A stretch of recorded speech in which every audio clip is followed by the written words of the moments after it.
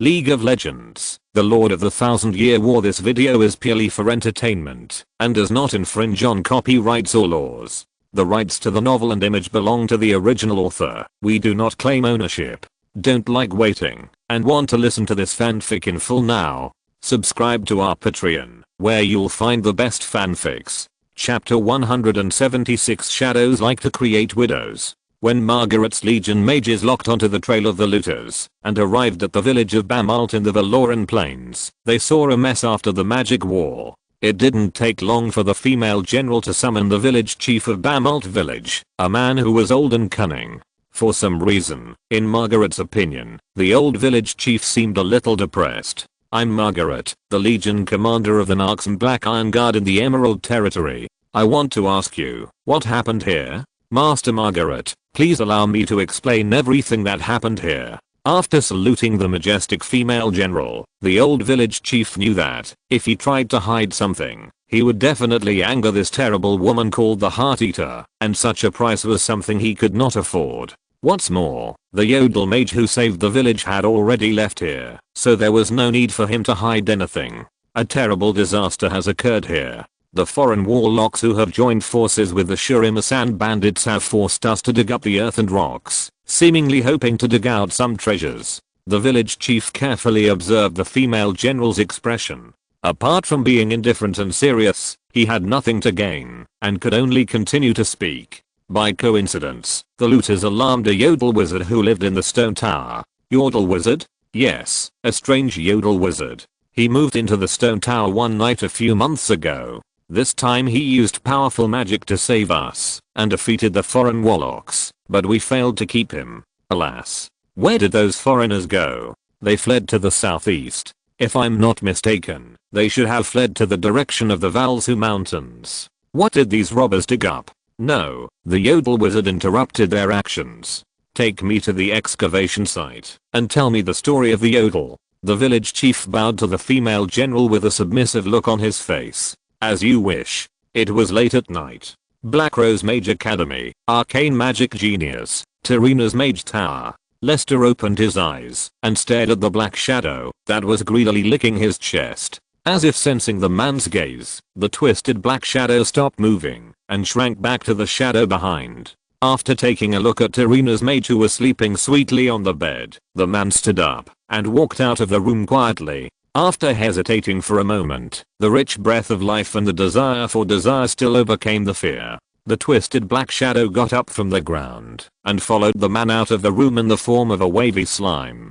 Coming to the first floor, Lester put his hand on the induction crystal and turned on the magic crystal lamp in the mage tower. Under the bright white light, the black shadow crawling on the ground had nowhere to hide, and in fear, it was about to escape.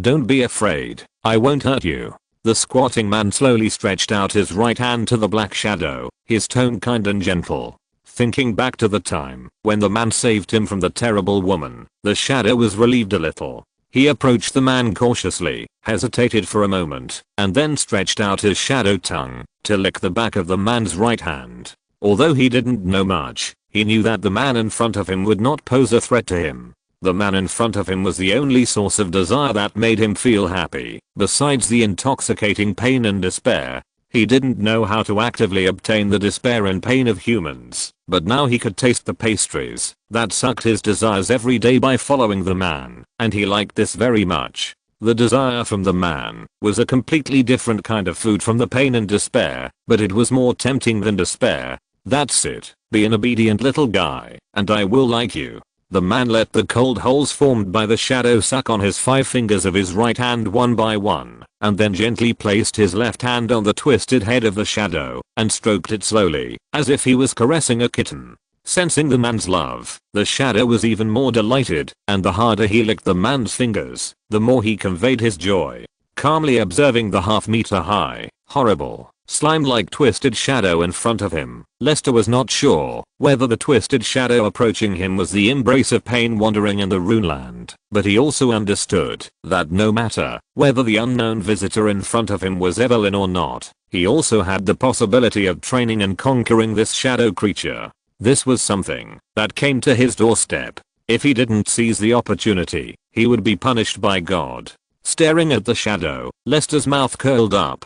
The night is still long. It was another quiet night. More than a month had passed since Rose's open class, and in the blink of an eye, it was already the end of December. During his advanced studies at the academy, in addition to studying the basic knowledge of runes and arcane as Tarina's assistant and student, Lester also absorbed the rune theory and secret manuscripts described by Rose, and has been committed to finding a way to activate Alina. Lester also had some reliable guesses about why Alina fell into a state of autism after defeating the Rat King. The first thing to be confirmed is that Alina is completely different from the other world runes. As a human from another world who traveled to Runeland with Lester, she became a world rune integrated into her body by chance. This is a very bizarre thing in itself. Even if Riz encountered this situation, he would be at a loss. Obviously, as Lester's outstanding student, it is impossible for the killer Alina to suddenly become a world rune of Runeland.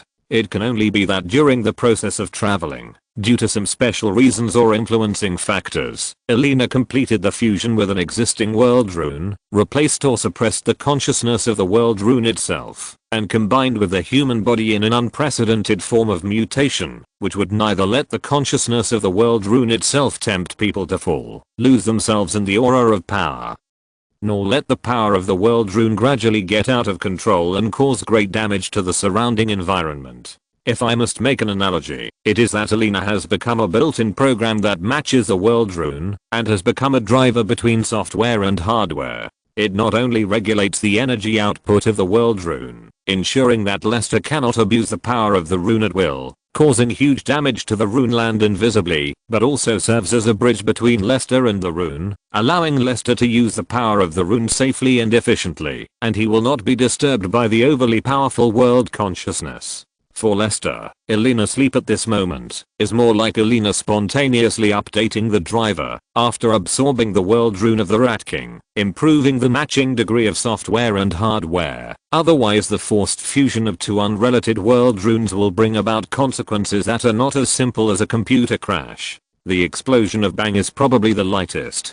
Chapter 177 Worm Tentacle Maker. With the most basic understanding of the world rune, Alina, Lester also felt a little sad and sentimental. Such a good girl inexplicably became a glowing stone, and she was his favorite student. As long as there was a little humanity, no one would be happy. He would rather not have the power of the rune, and the man also hoped that his student Alina could be with him. Lester didn't even know how much Alina remembered about the past. She remembered calling him dad very clearly, and she also actively exuded the seductive aura to attract other lives, allowing the world rune to play a supporting role that would not affect the world and could be called abnormal. So much so that the angel sisters with demigod bodies and the 1,000-year-old witch LeBlanc have created an extraordinary special relationship with him. Until now, Lester didn't know whether the silver-winged dragon Bird's Eye Yirnayu fell in love with him because of Alina's deliberate secret operation, but if he said that there was no relationship at all, I'm afraid no one would believe it.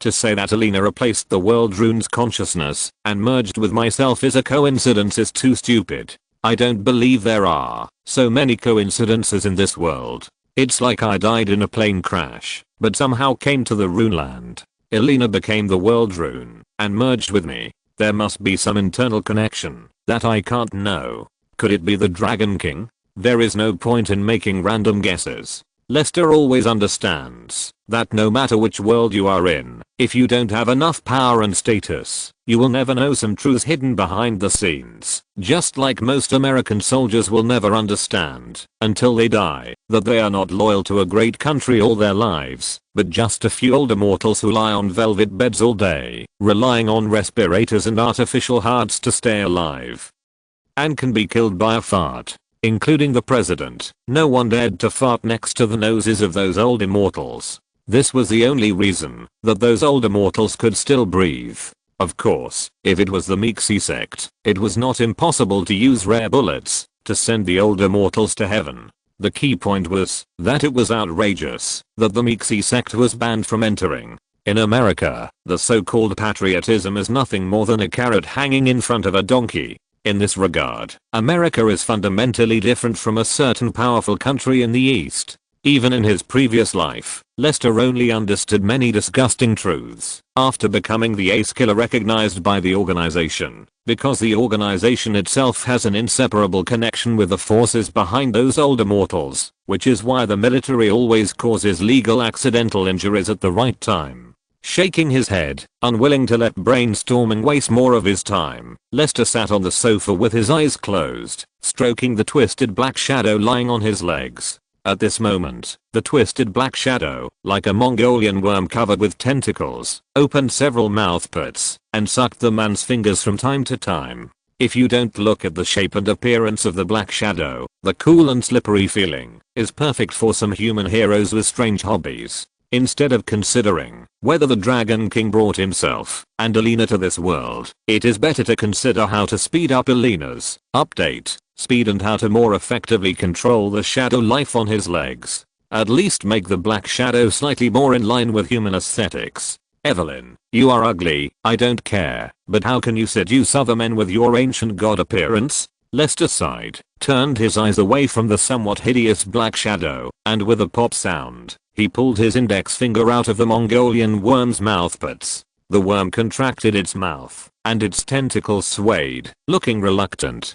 Seeing this, the man inserted his index finger again. After close contact with Rose, the lake of Alina's soul did have a brief fluctuation. If my guess is correct, doing something that meets Alina's desire will help Alina wake up quickly. For Alina, it is obviously not meaningless for me to have extraordinary vitality and attraction. It seems like an obsession with me in the previous life. In other words, Alina herself wants me to have super friendly relationships with more women. But thinking about it, things don't seem to be that simple. Maybe Alina herself can also gain something in this process. And what will happen to me after another world rune is fused by Alina? Recalling the terrible ability displayed by the Rat King in battle, Lester couldn't help but look forward to it. Rage, bloodsucking, erosion. As long as you can obtain any of the rune characteristics, your combat effectiveness can be taken to the next level. Discovering one's own strength, collecting powerful equipment, and developing the Emerald Territory. This is Lester's eternal goal.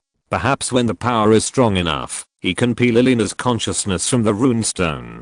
Just as the man lowered his head in thought, a faint sound of footsteps came from upstairs. The man patted the tentacle worm, and the worm nodded unwillingly, loosened his fingers, fell down, and quickly merged into the man's shadow. Lester? Why don't you sleep well? Why are you here alone again? The female mage, who was only wearing a pair of slippers, rubbed her thick eye bags, and looked at the man with a puzzled look. The floor is a little cold, and I woke up while sleeping, so I thought I would sit on the sofa for a while. Lester was completely immune to the female mage who was completely defenseless against him. At this moment, looking face to face, he didn't feel embarrassed. Every time you leave the room, I feel an ominous chill. Lester, are you doing something behind my back? What can I do to make the room cold? The man laughed and shook his head, but in his heart he was full of admiration for the female mage with keen senses. It seems that a powerful mage can still detect the movements of shadow life, but as long as the shadow life hides in its own shadow, the breath will completely disappear, which is convenient for hiding. That's right, that kind of chill doesn't seem to be brought by creatures in the material plane, but more like the legendary Shadow Demon. Shadow Demon? What is that? Lester couldn't help but feel a little curious about the Shadow Demon, which was completely different from the ethereal body mentioned by Rose. According to the settings of the game company, Fiddlesticks, Evelyn or Tam should be called the 10 original demons. I'll tell you this when I have a chance. Don't sit there. Go to bed now. We have to get up early tomorrow to do experiments. Go to bed first. Aren't you feeling cold? Go to bed. It's really not appropriate for you to sleep on the floor all the time. Lester looked at the hot female mage in surprise, but the female mage with dead eyes didn't care. I'm still more confident in you. As I said, as long as you don't have a baby, it'll be fine. You really don't treat me as an outsider. As for the child, I do want one. Following the female mage, Lester made the right decision to go to bed. As for the tentacle worm Evelyn, who are you? Do I know you? Brothers, if you like it, please give me your monthly tickets, recommendation tickets, etc. Chapter 178 The Tomb of the Akasha. First, she sent people to block the stone tower ruins in the village in Bamalt village. Margaret then pursued the pirates non-stop in the direction of the Valoran Mountains. Along the way, she met Lord Vaux, who was coming to trap them. Margaret deliberately concealed the battlefield in Bamalt village. After she told the analysis that the Beru pirates might escape across the Valoran Mountains, she watched Lord Vaux leave with his regiment. "Master, are we not going to continue the pursuit?" As Margaret's capable deputy, Alice asked. "Our goal is to intercept and defeat the looters. Now that our goal has been achieved, it's just right to leave the rest to Lord Vaux. We have more important things to do. At least we need to figure out why the Beru people would travel thousands of miles across most of the continent to the Valoran plains." After a brief explanation, Margaret led the team back to Bamalt village, borrowed a lot of excavation tools from the village, and began further excavation work. Soon, 3 meters below the original deep pit, a flat tomb protected by a magic stone slab appeared in front of the Narxan Black Iron Guard. Margaret summoned the wizard Urza, who was with the army, and asked the wizard for his opinion. "Can the tomb be opened without destroying the burial objects in the tomb?" "Captain, I need to observe it with my companions first. Please." Urza jumped down the deep pit into steps, stood on the edge of the land, bent down carefully, looked at the magic stone slab flashing with a dim halo, and focused on the lines. Soon, a look of shock appeared on the wizard's face. "But, look at this." Another wizard of the Black Rose also jumped into the pit and squatted on the edge of the earth pit according to Urza's instructions. "This is the Akasha magic pattern plate. How did this thing appear here? It seems to be this thing." Knowing what was under his feet, Urza also put his hand on the magic stone slab with confidence. The magic halo on the stone slab began to flash continuously with a special frequency following Urza's magic fluctuations. Thousands of years ago, a wizard from Icathia built a wizard tower on the Valoran continent, and also built his own tomb outside the wizard tower, using magic pattern plates. There is no doubt that this is an uninvited guest who should be destroyed along with their country. What does he want to do? At least one thing can be confirmed. The tomb was built with magic pattern plates that can block magical fluctuations. There must be good things in it. No wonder those Beru people who like treasure hunting would come here from the Blue Flame Islands. Perhaps the Yodel wizard chose to settle in the stone tower, which is also related to this tomb. The two looked at each other, and Urza looked up at the female general standing outside the deep pit. "Master, I think we can crack the secret of the magic pattern board, but we need time. The magic pattern board of Icathia is engraved with Icathia language and magic secret words. Only by deciphering the magic secret words can the magic pattern board open by itself. Otherwise, the magic pattern board under attack will launch a magic counterattack. In more serious cases, it will also trigger the mechanism inside the tomb, allowing the magic mechanism designed by the tomb owner to destroy the tomb. Let's get started. Try not to destroy the tomb. We have plenty of time." "Yes." With Margaret's approval, Urza summoned the rest of the mages and began further excavation. Only when the main secret language area of the magic pattern board is completely exposed can the mages successfully decipher the secret of the magic pattern board. The lack of any key sentence will lead to the failure of decryption.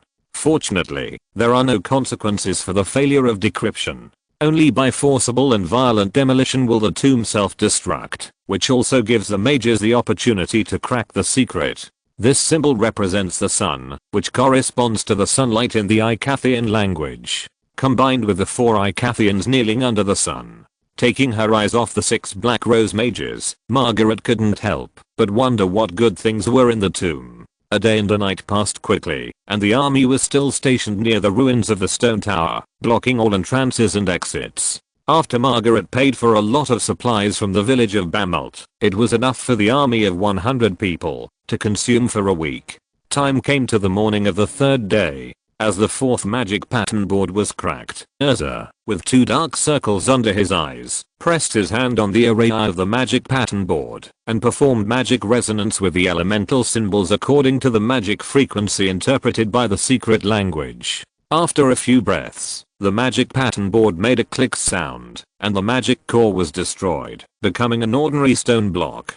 Without the protection of magic power, the magic pattern board is nothing more than ordinary bricks and stones. The magic protection has disappeared, so we can dig it. Isn't this thing worth reusing? Unfortunately, the magic pattern board has no value for reusing. All its functions are reflected at the moment of its formation. However, the Akasha secret language and elemental symbols on the magic pattern board are worth recording. As long as there are suitable materials, these magic pattern boards can be reproduced through secret language and elemental symbols. As for the most valuable part, the wizard Bild, who has studied the Akasha magic pattern board, has completed the record. The Legion commander does not have to worry. After confirming that the stones were worthless, Margaret was relieved. Waving her hand, the Black Iron Guard, who had been prepared for a long time, jumped into the deep pit with a pickaxe and swung it to hit the airtight stone slab. As the stone slab cracked, a deep stone staircase tunnel appeared in front of everyone.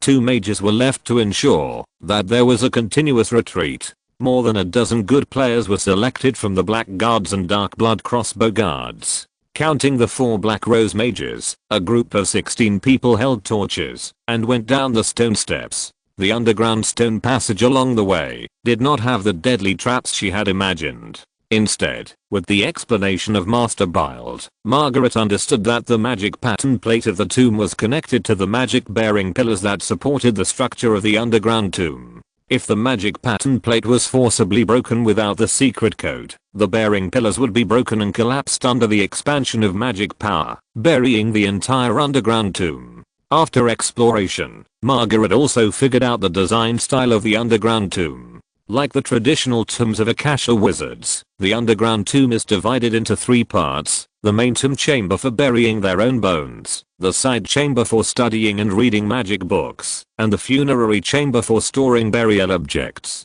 The 4 wizards were divided into 2 groups. Urza and Bild took Margaret to the funerary chamber, and the other 2 wizards went to the side chamber to collect and protect the magic scrolls and ancient materials in the side chamber. Subsequent chapters will continue to be uploaded in the 4th volume.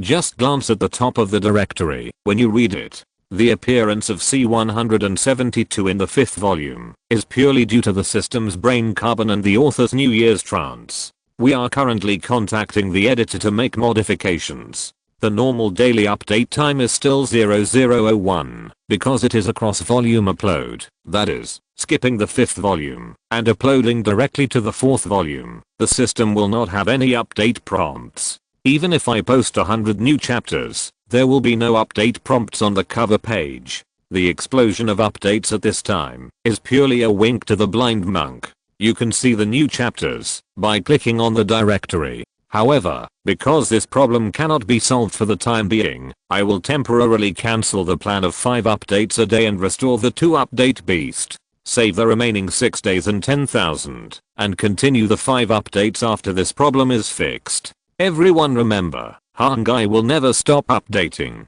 If it stops, it is definitely not Hangai's problem. Chapter 179 Terror Spread of Vika.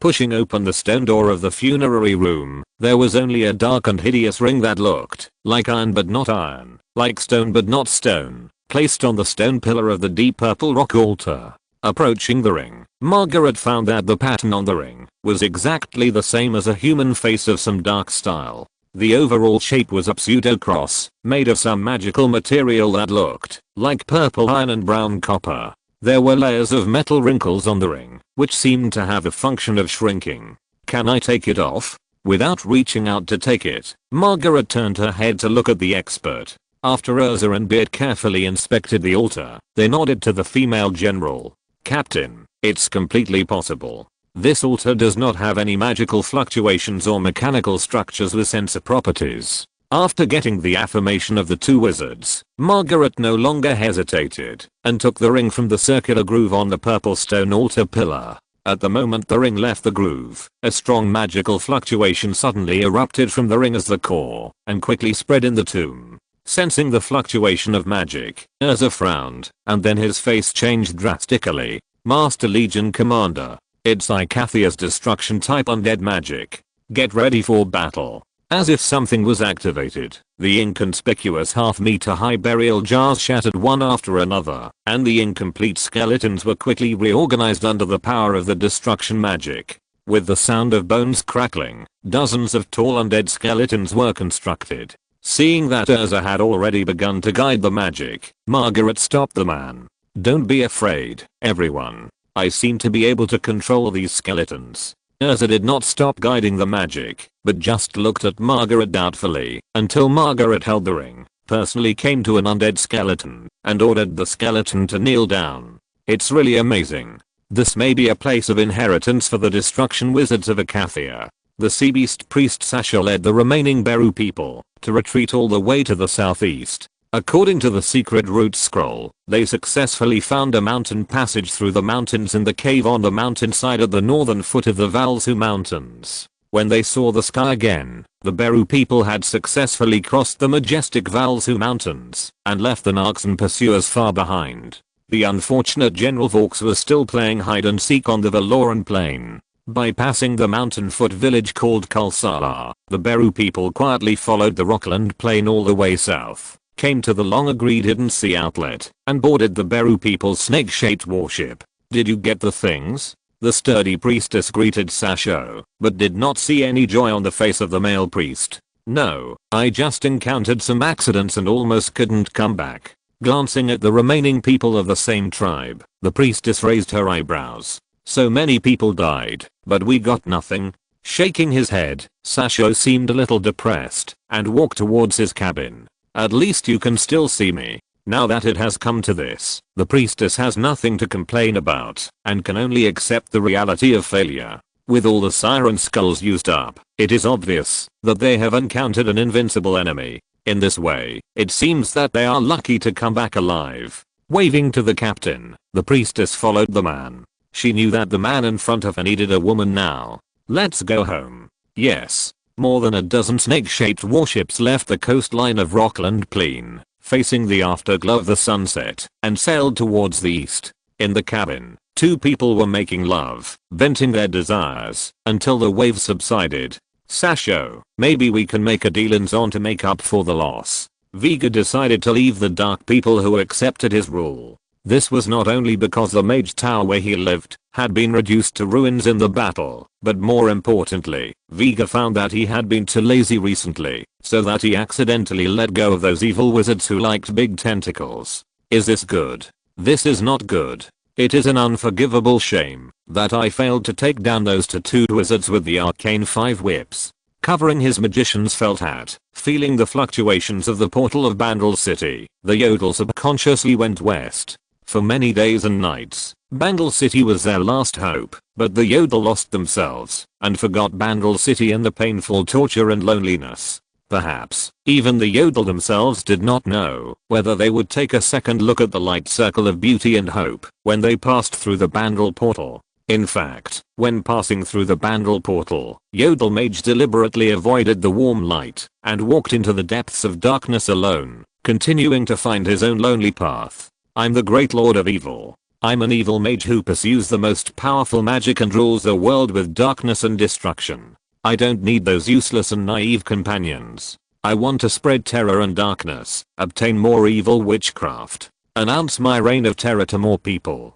Constantly persuading himself and strengthening his belief in spreading terror, Vega came to a new village, groping in the dark, and with the talent of the Yodel people, he skillfully slipped into the sheepfold of the villagers. Barbaba the sheep in the sheepfold faced the uninvited guests and became a little restless and somewhat panicked. Feeling the fear of the sheep, Yodel Mage raised his evil staff with satisfaction. "Now is the best time to spread darkness and terror. The great lord of evil hereby pronounces judgment. Your sheep's hoof has been destroyed by me. Your master will surely weep and gnash his teeth for you." He hit the sheep's hind hoof with his staff. The sheep jumped up in fear to avoid it, but twisted its leg when it fell to the ground and wailed. "Bah, bah, bah, bah, bah." Staring at the pitiful lame sheep, Vega hesitated for a moment, but still retracted his staff, spontaneously announcing that the soul of this sheep had been destroyed by the great lord of evil, and then cast his evil eyes on the next little you.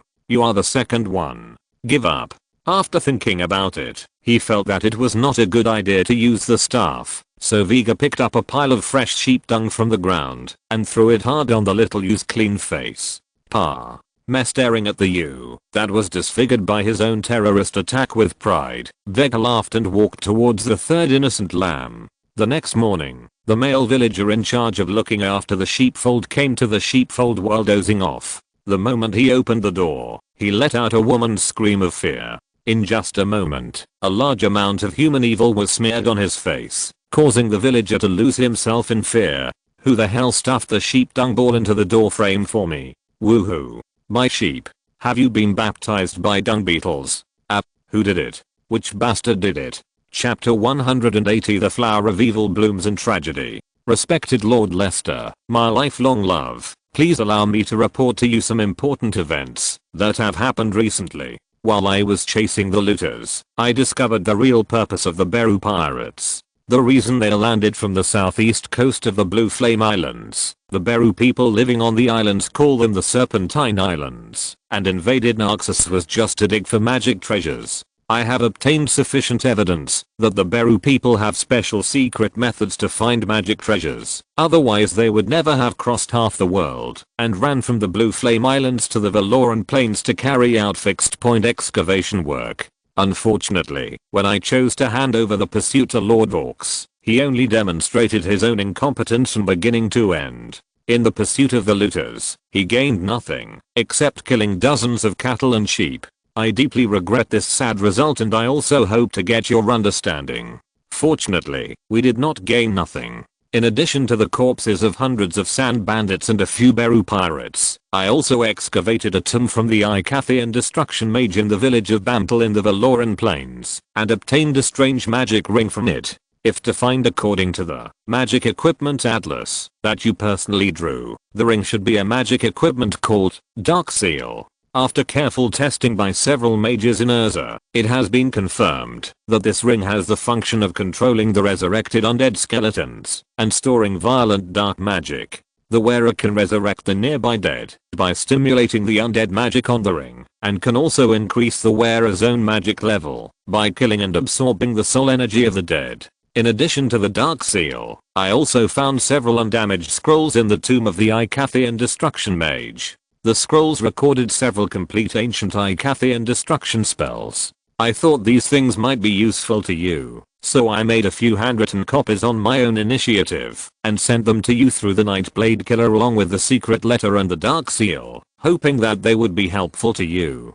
What is puzzling is that we did not find the body of the tomb owner in the tomb, nor could we confirm the identity of the tomb owner from the funeral objects and the layout of the tomb. It is still a mystery as to who the tomb owner is, and this is the only reason why I continue to send troops to block the village of Bamtel. I hope to get your instructions to take the next step. Attachment: the recent development of the Emerald Territory and the mental safety assessment of the Nightblade Killer Hector. Margaret, the commander of the Narxam Black Iron Guard. This is the second time to read the letter, and this time the man read it very carefully. Only after confirming that the key information was not missed did the man put down the secret letter and the letter in his hand and picked up the evil ring on the table to play with it. While the human female mage was doing the experiment, the shadow hidden in Lester's shadow slowly emerged, gently wrapped around the man's neck in a snake-like posture, and licked the man's neck and cheeks with the most flexible mouth. For the shadow that likes to lick his skin like a kitten, Lester understood that this is an attitude and behavior to express closeness, so he was not prepared to refuse.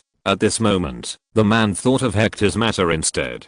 It was Hector who delivered the secret letter and the ring this time. After delivering the secret letter and receiving Lester's reply, the man quickly left the gate of the Black Rose Mage Academy with a sly smile on his face. With the special pass of the Emerald Collar, Hector was able to enter and exit the inner city fortress of the Immortal Fortress at will. Lester has always been paying close attention to this excellent Nightblade Killer who is in a semi-crazy state. As for Hector's sister who was defiled by the robbers and became pregnant, Lester could not do much except sigh. This matter was a tragedy and a mistake from beginning to end. However, even though the bandit leader Doyle was tortured to death and the bandit Brian who defiled Hector's sister was skinned and dismembered by Hector, this mistake did not end, because on a snowy night 4 years ago, Hector's crazy sister gave birth to a child. A child was born, but 3 more crazy people. Since the birth of the child, Hector, who had originally quit the moonlight, became hopelessly addicted to drugs again.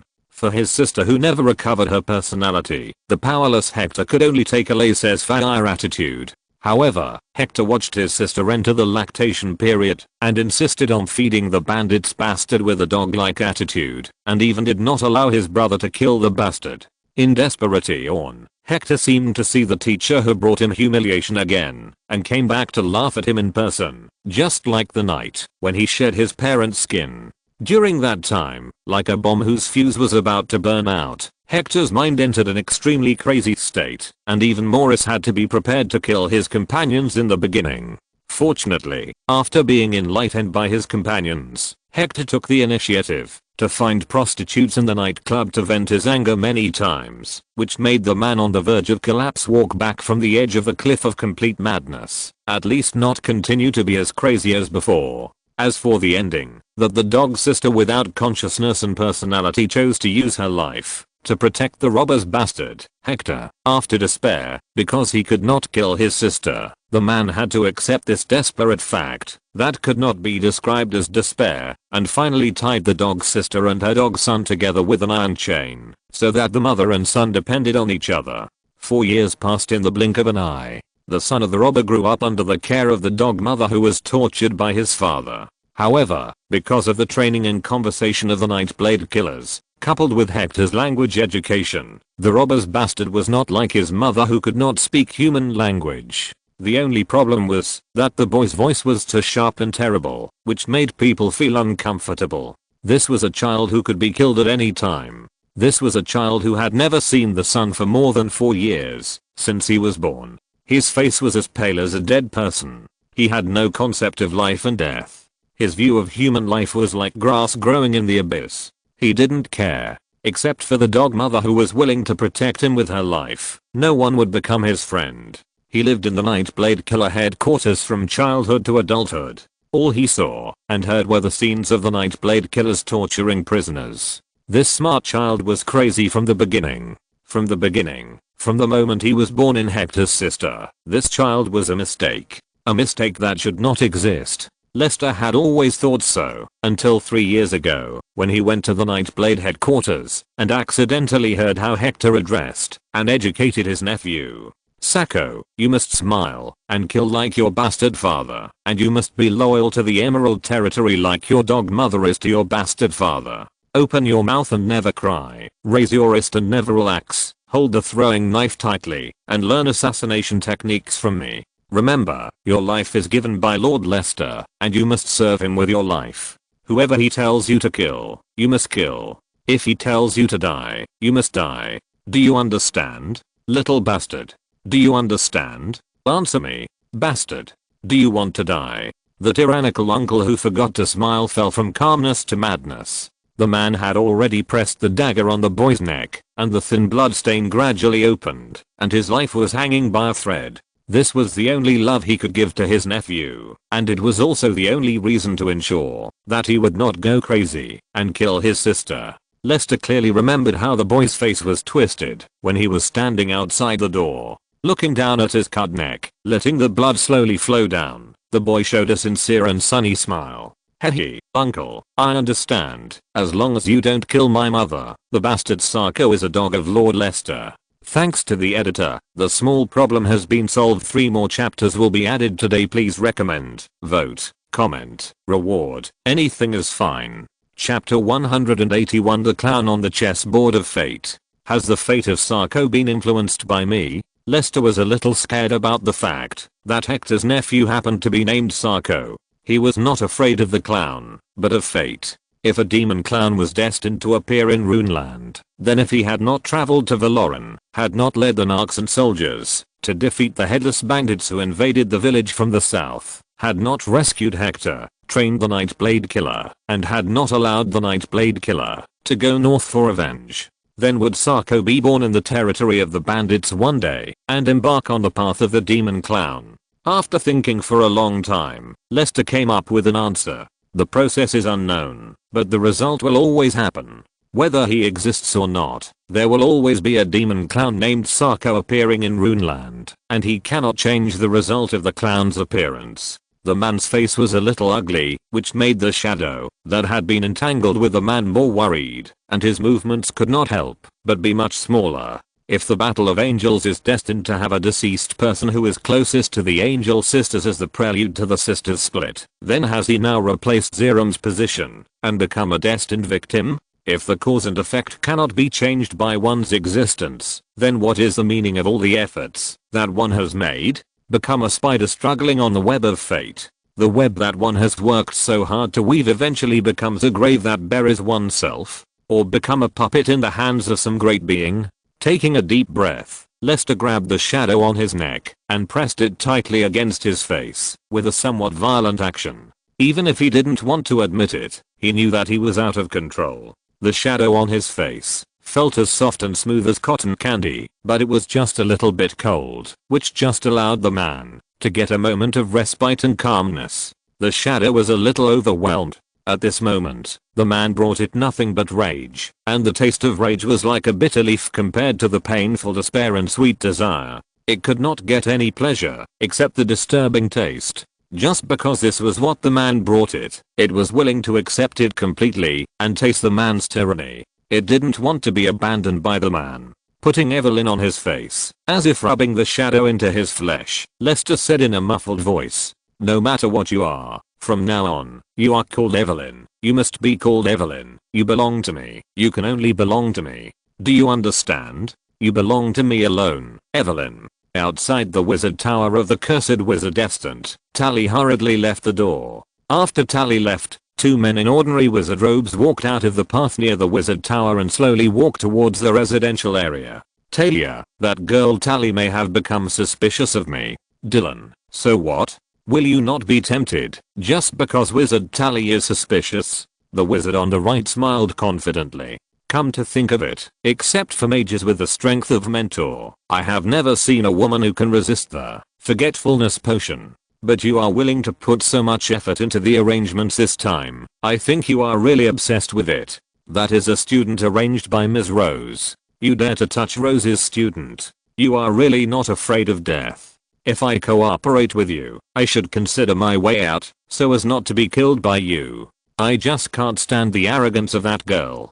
Besides, with the forgetfulness potion and the image crystal, I don't believe that girl dares to make a big deal out of it afterwards. The more Rose's student she is, the less likely she will make it public and embarrass Ms. Rose. What's more, she has a pretty boy lord as her companion. As long as she doesn't want the pretty boy lord to hate her, she will just keep her mouth shut and let us do whatever we want. Forget it, don't say we. After this order is completed, you and I will have nothing to do with each other. You don't know me, and I don't know you. I can't afford your gold coins." Taking out a crystal bottle from her pocket, Talia handed it to Dylan. "This is the forgetfulness potion. Take it yourself. I won't go with you this time." Dylan didn't take the crystal bottle, and there was a strange smile on his face.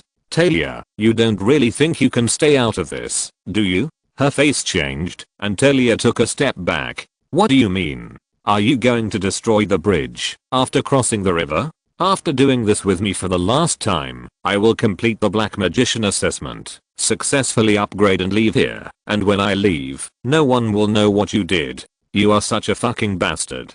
"Thank you for the compliment." After putting away the forgetfulness potion she had prepared by herself, Talia said coldly, "Let's go, don't waste time." Dylan didn't go to see Teacher Estant today, which is very abnormal. With the idea that it's better to be cautious, Talia still contacted Lester through the magic crystal ball. After the crystal ball flashed a few times, a man's face that was not very good looking appeared on the ball. "Talia, what's wrong?" Today Dylan didn't go to Teacher Estant's mage tower, which is unusual. After a moment of silence, the man said in a deep voice, "I don't have anything to do now. I'll be there in a while. Just pretend I don't exist." "You don't seem to be in a good mood." After a pause, the man nodded. Not very good, very bad. The man's deep voice made Tail-Eye's body a little cold. Cutting off the magic fluctuations of the crystal ball, Tail-Eye stood up and carefully checked the battlefield she had arranged with her own hands, and felt relieved.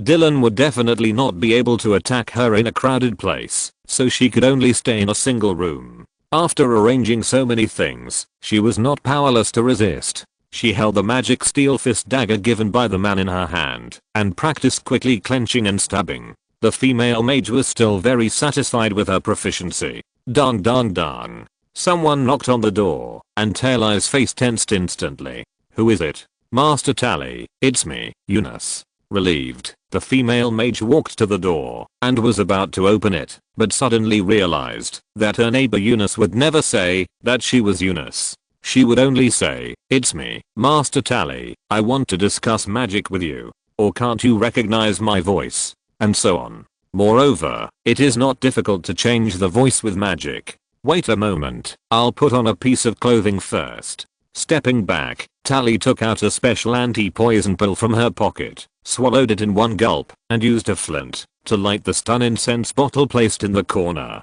Finally, she clenched her fist and prepared the curse spell materials in the cloth bag. The female mage carefully opened the door and quickly stepped back, but she saw her neighbor, a black magic apprentice who liked to study runes, and was very friendly to her. Is it really Eunice? Why are you so slow? What's that smell? Seeing that there was no one else outside the door, Tally closed the door, relaxed her vigilance a little, turned around, and tried to extinguish the burning bottle of dizziness incense. The moment she turned around, the unsuspecting female neighbor covered her mouth and nose with a cloth strip and slapped her head 3 times. Tally's consciousness instantly blurred, and her body collapsed to the ground.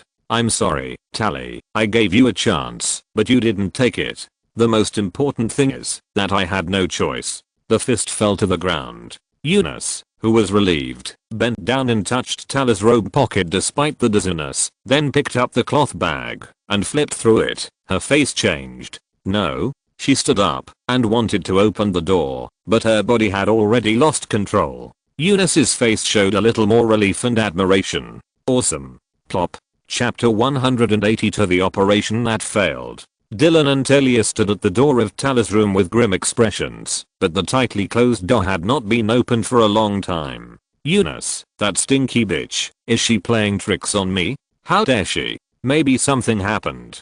Talia looked at the somewhat irritable Dylan and said sarcastically, I have been prepared for a long time. You don't really think you can get it easily? What a waste. You are useless. You can't even do such a small thing. Why, you want to force your way in? Talia said she was very happy to see Dylan being humiliated. The Mage Academy naturally has security measures to deal with mages, especially for black mages with lower moral standards, which will naturally be more strict. The inside of each door is engraved with warning runes and defense runes that are always running. It is not impossible to use powerful magic to force the door to break in. However, the door's sensor runestone will record each person's unique magic characteristics and input them into the magic crystal center. They will be strictly investigated by the law enforcement team. At the latest, they will be required to pay a large amount of compensation for destroying public facilities. At the worst, they will be sentenced to life imprisonment, or even hanged directly for burglary, and their bodies will be used as materials for casting spells. Don't underestimate it. It's just a small iron inlaid wooden door. The simple closure is enough to stump countless black wizards who want to make trouble. In the entire criminal plan, Eunice, who completely obeys Dylan's orders, is the most critical node. As long as Eunice, who has gained Terry's trust, can successfully enter the room to control Terry, the plan will be completed 90%. The rest is just threats and enjoying the results. However, it is unexpected that the perfect plan still has loopholes. Knowing that Eunice, who obeyed his orders, had already knocked Tally unconscious, Dylan could not vent his anger on Eunice. He could only secretly curse Tally for being too vigilant. He was in a dilemma because of Tally's trick. I advise you to give up. Do you really want to go against the law enforcement team for a woman? I won't accompany you. After hesitating for a while, looking at the closed rune wooden door, Dylan nodded unwillingly. If he couldn't open the door, this plan was doomed to fail. Now it seemed that he could only find a way to get himself out of the incident of Eunice's illegal entry and forget everything here. Seeing that Dylan chose to give up, Tally couldn't help but breathe a sigh of relief. The two walked out of the accommodation area side by side, as if nothing had happened. When passing by the Gypsy Thorn supervisor mage who controlled the accommodation area, Dylan calmly threw a bag of money over. Gypsy accepted it expressionlessly and did not have any open intersection with the two. He was only responsible for collecting money. If something went wrong, the law enforcement team would naturally hold the relevant responsibilities accountable. It had nothing to do with the Thorn supervisor Gypsy. The two of them left the accommodation area smoothly, turned around, and came to a remote and dilapidated courtyard with almost no one. The large courtyard that once belonged to a famous wizard has now become an excellent place for some black wizards to have secret talks. The law enforcement team of the Black Rose Mage Academy also turned a blind eye to the criminals' love of having secret talks here. Black wizards are walking on a taboo road. There is no such thing as an absolutely safe place with smooth sailing. As long as they don't blatantly provoke the law enforcement team and do it cleanly, black wizards who have the ability to commit crimes without being discovered will naturally not be held accountable by the law enforcement team. Unless you meet a victim with a backstage, you can only admit that you are unlucky. Okay, our transaction ends here. This bottle of potion is bought by you. Take it. Talia handed the forgetfulness potion to Dylan again. This time Dylan did not refuse and took it directly. Although the operation failed, as a buyer with honesty, Dylan was not going to ask Talia for the gold coins he had paid. This was also an important reason why Talia was willing to cooperate with Dylan many times. Buying and selling were buying and selling, and the success or failure of the operation had nothing to do with buying and selling. From now on, you and I have nothing to do with each other. Dylan did not speak, but just nodded, turned around, and then froze suddenly. Talia breathed a sigh of relief without noticing Dylan's abnormal posture. The pharmacist was still very relieved that Dylan would not bother her again. Then I'll leave first. He did not notice that the crisis had already arrived. Just after taking the first step, a sharp cold air rose from his heels without warning, and violent magic fluctuations suddenly broke out. The complex and gorgeous rune array appeared from the ground. The gushing ice magic element washed upward according to the established rules, covering all parts of the man's body, and connected with the flowing magic power, completely freezing and imprisoning Talia's body. Dylan's teeth were chattering, and he endured the biting cold. He turned his head to look at his companion who had turned into an ice sculpture, and with difficulty, he focused his fearful eyes on the figure 10 meters away. In just a moment, the uninvited guest in front of him trapped a powerful pharmacist to death, and the pharmacist didn't even notice the existence of the uninvited guest. Raising his stiff palms in the cold, reciting the spell, Dylan launched the curse spell, Spirit Piercing, on the uninvited guest, hoping to gain a glimmer of life. However, the magic circle has not yet been completely formed, and the man stepped down with an expressionless face. Crack. The crisp sound, that is exactly the same as the sound of breaking glass, echoed in this dark corner. The violent ice element violently destroyed the structure of the curse magic circle, causing the formation to break instantly. The uninvited guest began to approach Dylan, and the heavy footsteps pressed on his heart, making Dylan more and more uneasy. Through the glowing mica growing on the ground, staring at the face that was too handsome to be called a pretty boy, Dylan recognized the person coming from the darkness. It was Talia's male companion, a secular little lord. Dylan's heart gradually sank, and he seemed to have made a mistake. Every wrong has its perpetrator. I was obsessed with your woman, and wanted to touch her. This matter has nothing to do with Talia. He is just a drug seller. The man who was getting closer and closer did not respond to Dylan's voice, but just talked to himself. The improved magic circle has a total of 24 runes, which are connected in series and parallel to form 13 small array diagrams. This is the limit of what I can do at present. It is enough to kill ordinary mages instantly. Asshole, I'm talking to you. Seeing that the man looked down on him, Dylan was also a little angry. He cast a spell again, but the man broke the magic circle again in an instant. Dylan, who was completely crushed, couldn't help but feel a little desperate. Why can you destroy the magic I constructed? What kind of monster are you? 3 intermediate soul crystals. I really brought the right things. I didn't expect to get such a reward. Lester, what the hell do you want? Facing Dylan's yelling, Lester finally looked him in the eye, and then a warm smile appeared on his face. Your soul seems very beautiful, and I just need some research materials. If you're listening to this novel on a channel other than Fanfic World, it means they downloaded and uploaded it without effort. We cordially invite you to visit our channel, Mundo Fanfic Novelos. There you'll find the original version of this story and you can explore many other novels of various genres. We're waiting for you to immerse yourself in a world of incredible novels. Chapter 183. The value of the soul is immeasurable. Dylan Hart, now 43 years old, has a medium magic talent. He entered the Mage Academy at the age of 35. His mentor is the Curse Mage Estant. He is a Curse Mage apprentice. He actually has the strength of a formal black magician. He likes women and colludes to bribe the Thorn supervisor Gypsy Mage. With the help of Talia Pharmacist, 5 female mages disappeared and 11 others were suspected of having sex. He forced female mages to sell their bodies to earn gold coins through coercion and mental control. He bribed the captain of the Law Enforcement Corps, Mage Jeffrey Mal, as an umbrella through money and women's corruption. Dylan's face became paler and paler. He felt like he was stripped naked by the man in front of him, without any secrets. This ability to collect intelligence is more terrifying than the man's magic. Originally, he dared to bet whether the man dared to kill him directly, but now Dylan didn't dare to bet anymore, and knelt on the ground.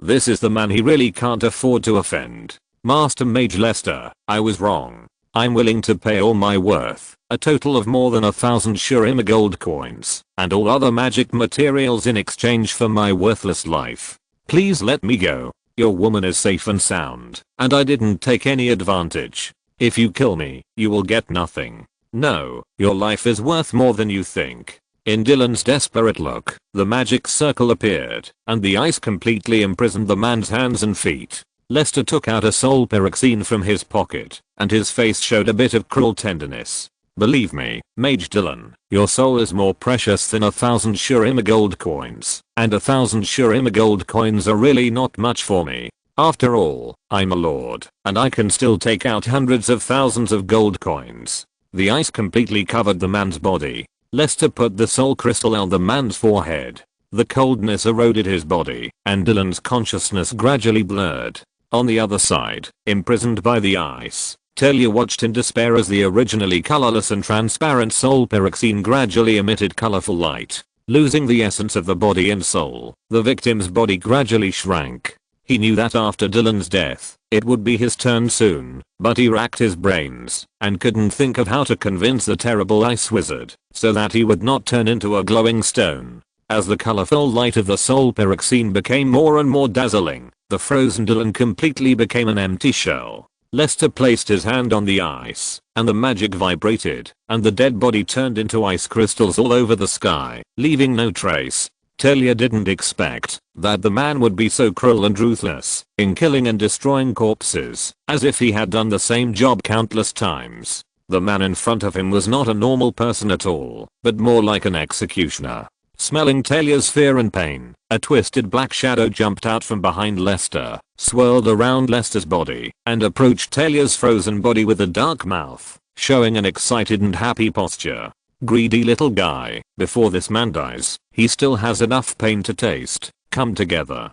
Touching the delighted Evelyn, Lester took out the second soul pyroxene and pressed it on the man's head in Talia's collapsed eyes. My baby, soul pyroxene, maybe I can give you a piece. Staring at the man who was talking to the terrible shadow creature, Talia's consciousness gradually dissipated. Opening her eyes in a trance, Talia supported herself on the ground and rubbed her temples hard. The scene before the coma suddenly came into her mind, and the female mage's face was shocked and completely awakened. After quickly observing her home, Talia, who was relieved, couldn't help but look cold. Eunice. The incense in the stun incense bottle had long been burned out, but Eunice, who fell to the ground, was still in a coma. It was obvious that she had inhaled a lot of it without an antidote. Kicking away the mask with the drug, Tally picked up the jab on the ground, pointed it at Eunice's neck, and slowly raised her hand. After hesitating for a long time, Tally still didn't stab it, and she was a little depressed. She was far from being as strong as she thought. You deliberately reminded me when you knocked on the door. This is the real reason why you are alive. Tally, who had regained her ability to move, enlightened herself in a soliloquy, and no longer waited. She took out a rope to tie up Eunice, who had deceived her, and put another piece of incense in the stun incense bottle. Then she took out the crystal ball and tried to contact Lester. Her insurance for invincibility was Lester.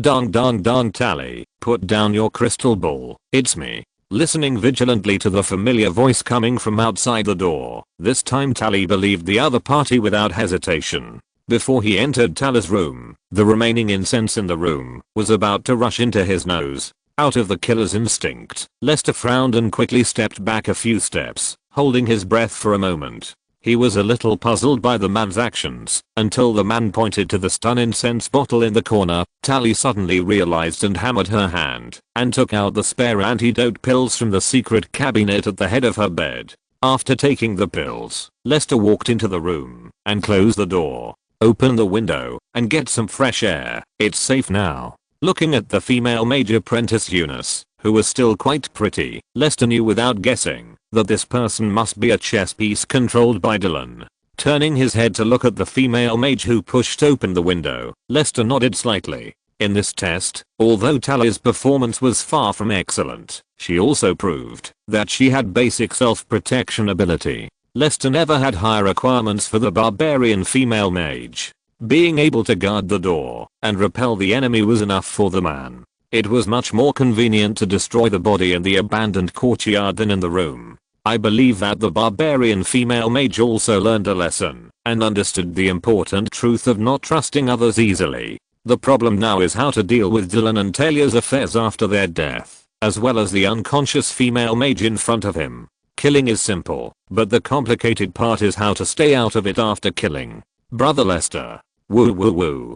Completely relieved, Tally threw herself into the man's arms in fear, sobbing softly, venting her fear. Silly girl, you are so old, but you still like to cry so much. Patting the female mage on the back and smelling the fragrance of black hair, Lester was a little dazed, as if he had returned to the night when they first met. Unconsciously, 7 years have passed. The barbarian girl has become a mature woman with great femininity. Both the elder sister Tally and the younger sister Jessie have been infected by the long river of time and have become another person. Maturity means aging, and aging means death. If I cannot obtain more powerful power, I will eventually die. Those who say I'm short-sighted, please stand up, and I promise not to beat you to death. Chapter 184, when college students write graduate theses. In the end, Eunice, who chose to obey Tally, was not taken away by the Enforcement Corps. No one knew what happened in Tally's room, but those who knew would never tell it.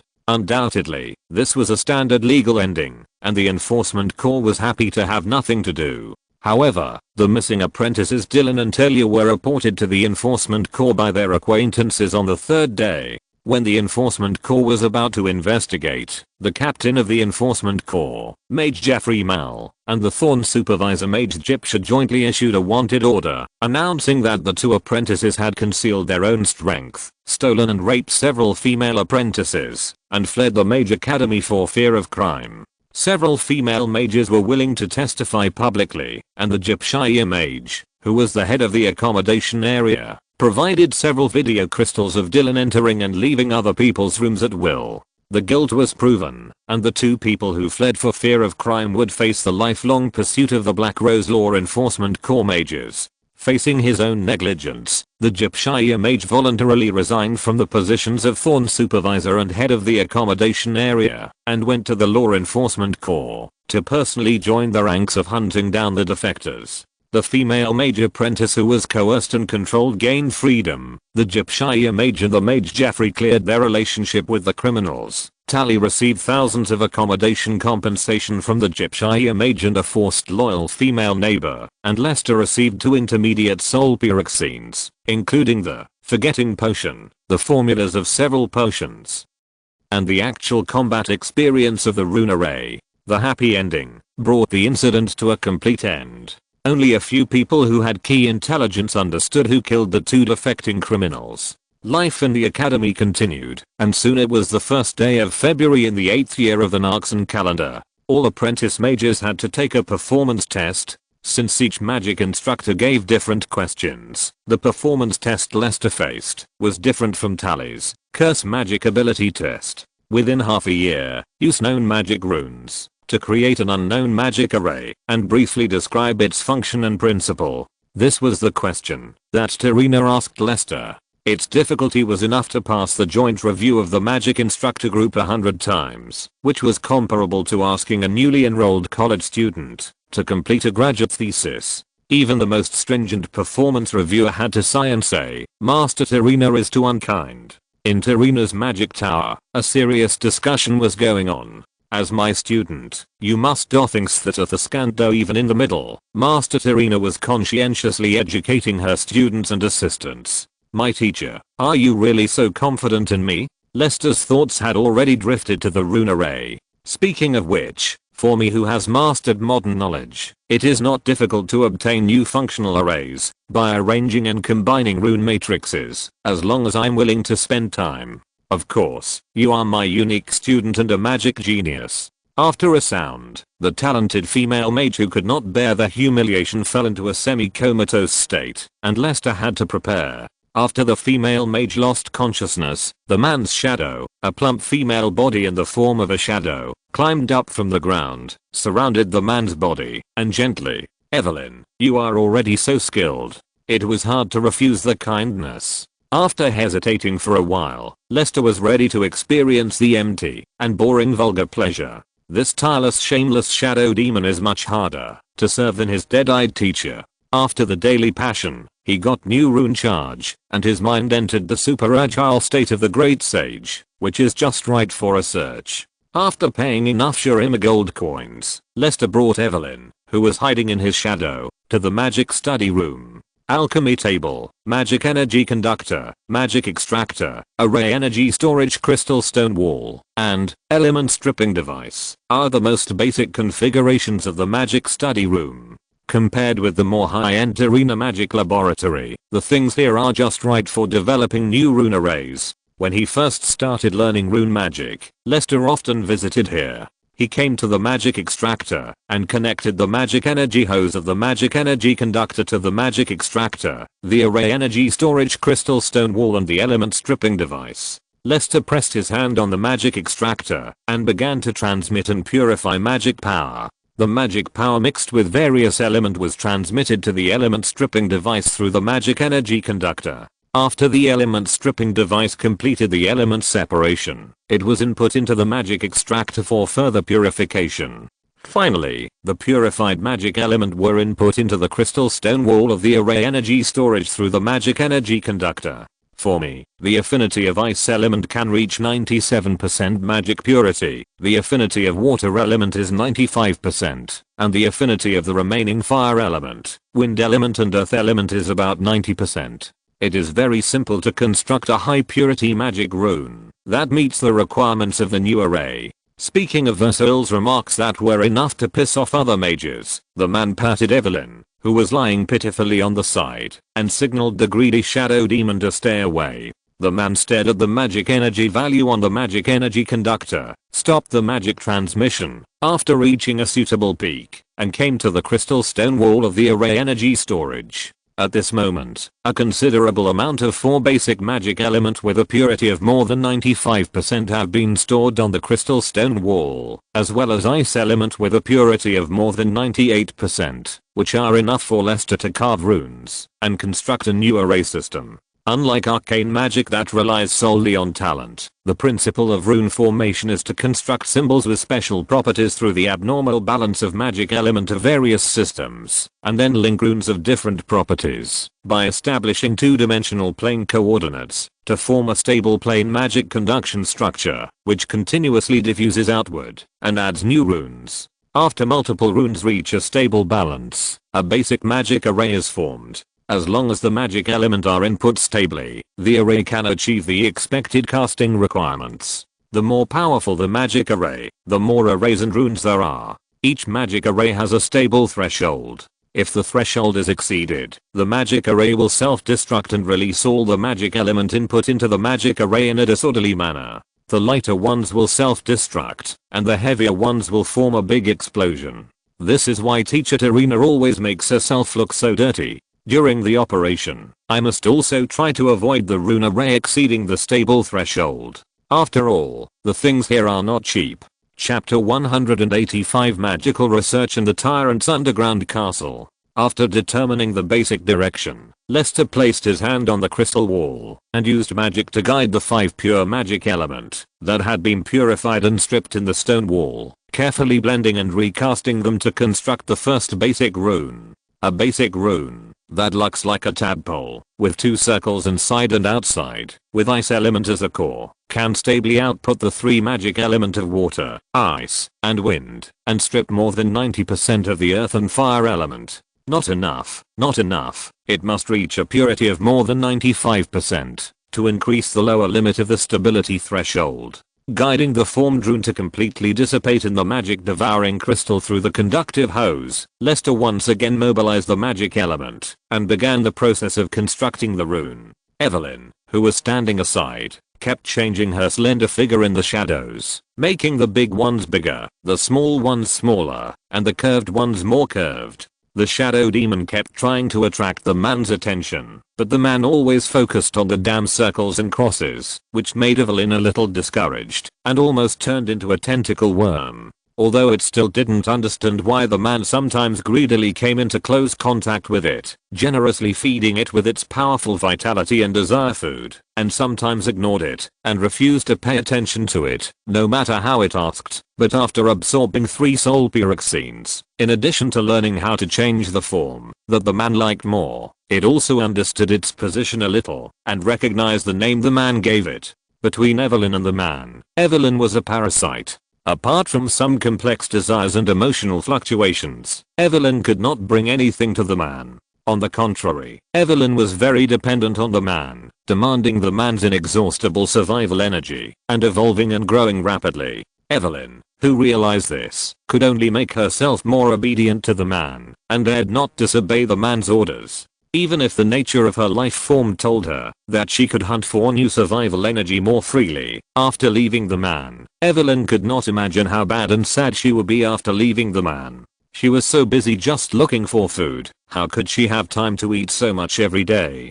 Evelyn could not speak, but could only make a sound similar to the breeze with the soft form of shadow. However, it was obvious that the man did not pay attention to her at the moment. Evelyn had to curl up on the ground in boredom, holding her 2 towering shadows and silently watching the man. Fortunately, Evelyn was not hungry now. After all, Evelyn had eaten a full meal before coming to this place. Unconsciously, in an unconscious state, the 2 huge shadows had drooped to the ground and became ugly tumors, but Evelyn still did not notice it. Of course, the man could not see that a certain original demon was blowing up balloons for his personal hobby, because at this moment he was in a state of madness. If the 2-dimensional coordinate system can become the vector space of the rune array, can the 3-dimensional coordinate system form a stable 3-dimensional magic array? There has never been a similar attempt in the history of the development of rune magic. Did no one think of the 3-dimensional magic array, or is it a taboo? Will it cause a terrible disaster? He wanted to try to construct a 3-dimensional array immediately, but the rationality of the man as a killer stopped such an unwise impulse. After all, on the road of studying new rune arrays, any mistake may lead to a huge disaster. For a magic explorer, the important thing is never how to create a new rune array, but how to survive the explosion, which is the same as studying new explosives. It must be said that it was Teacher Tarina who set many positive and negative examples for the man, making him realize what a high-risk job it is to study new magic. It can be imagined how difficult it is to study magic if a woman with a normal sense of shame can be blown up to the point that she doesn't even want to wear clothes. The difficulty is almost the same as giving birth to a child. After coming to an inexplicable conclusion, Lester sighed and gave up the idea of using his superficial knowledge to study the 3-dimensional array. Maybe I will have enough ability and knowledge to do all this in the future, but definitely not now. Completely suppressing the crazy idea, Lester linked several qualified runes that had been outlined together through the element channel at an unprecedented length and angle. The next moment after the fifth rune was successfully linked, the element conflict broke out, and the element contained in the runes began to rage, and spontaneously cracked under the suppression of the crystal wall. The effect of the crystal wall was reflected, and the rune did not explode. However, the array disk that exceeded the stability threshold failed again. With a bitter smile, facing the situation of insufficient element in the crystal wall of the array energy storage, Lester had to re-input magic power and purify magic power and strip element from scratch. At this moment, the board Evelyn had turned into a pool of mud full of narrow holes, crawling over and over again. No one knew that under the Black Rose Mage Academy, there was a secret space that no one knew about. Before the construction of the Mage Academy, when the Immortal Fortress was just built, in order to store the secret of protecting his own immortality, Modkaiser built an underground magic castle belonging to the tyrant in the deepest part of the fortress city, closest to the abyss. The magic castle contains a magic prison that never sees the light of day, a magic forbidden library with powerful restrictions, and a strange deep well connected to the abyss. The tyrant who loves dark magic and forbidden arcane arts has always been indifferent to the black mages who come to his door. The tyrant will empty the stocks of the black mages who are willing to obey and take them under his command to deal with his enemies and other mages. The black mages who are unwilling to obey will be thrown into prison, empty their stocks, and tortured to death, and enslave the souls of the dead with the Hammer Nightfall. With the help of other black wizards, Mordekaiser successfully accomplished everything and collected countless forbidden secrets and dark arcane arts. After 100 years, only one Yodel who liked magic walked out of the tyrant's prison alive. Although the Yodel had gone crazy and became a new dark believer, he always did not do well enough. After the crazy Yodel left, the lonely betrayer occupied the magic space that belonged to the tyrant and became the only master of the underground castle. However, out of fear of the tyrant's power, the new underground master had to keep his eyes on the depths of the dry well and stare at the dead seal, the brutal plate armor that symbolized the dark tyrant. The betrayer of the tyrant, named the Pale Witch, whose real name is LeBlanc, likes to play illusions, clones and conspiracies. 574 years old, she is an older home Geralt. Chapter 186 The Amplification Array and Rose's Secret. The seal is intact. If it is maintained, it will not be a problem to maintain it for 100 years, but accidents will always happen inadvertently. I need a stronger seal power. Retracting her gaze from the deep well, the Pale Witch breathed a sigh of relief and went straight to the Forbidden Art Workshop. With the help of the Rune Public class and some ancient manuscripts I provided, Lester must have begun to explore his own rune power, so I should have made preparations earlier. Passing through the dark blackstone corridor, the underground magic castle deeply reflects the dark beliefs of the tyrant, reflecting various dark styles such as tyranny, bloodiness, dictatorship, and tyranny. Ferocious skulls and skeleton reliefs can be seen everywhere. Standing on both sides are deadly spike traps and armored magic guards and fully usable guillotines. Skinning and boning tables and beheading instruments are casually placed on the corridor. 100 years ago, any living person who served the tyrant might be happily executed by the tyrant who believed in darkness on the execution platform without any reason. The magic blackstone on the ground will actively absorb the flowing flesh and blood. In the tyrant's castle, no one needs to deliberately clean up the corpses and flesh on the ground, because human flesh and blood are the food of darkness in this ruthless land. Looking at the torture instruments with a strong bloody smell in front of her with some disgust, LeBlanc did not intend to remove or destroy them, but just avoided them from a distance. It seems that they are stained with too much blood and killed too many lives, or there is an unknown change in the magic castle. These torture instruments have been integrated with the castle and turned into some special magical life. They can move autonomously, use evil spirits to imprison passing living things, execute them with their own characteristics, and devour new flesh and blood.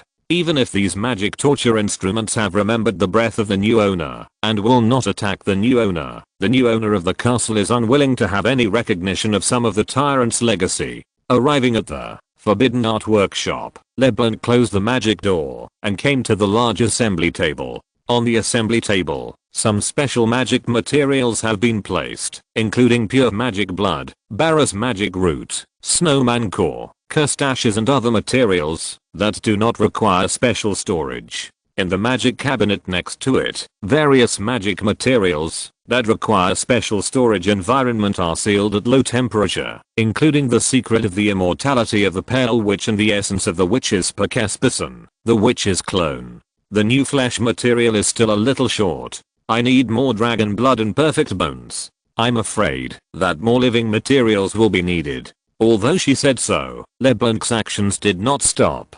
She kept throwing magic materials into the magic furnace for fusion and purification. After consuming most of the materials on the assembly table, through the forbidden magic fusion, a flesh and blood skin bag without flesh, bones, and core soul converter appeared on the assembly table. Looking at the shriveled chest and buttocks of the skin bag, LeBlanc pinched her chin and thought about it, and soon made a decision. By changing the parameters of the skin through special debugging magic tools, the skin was generated.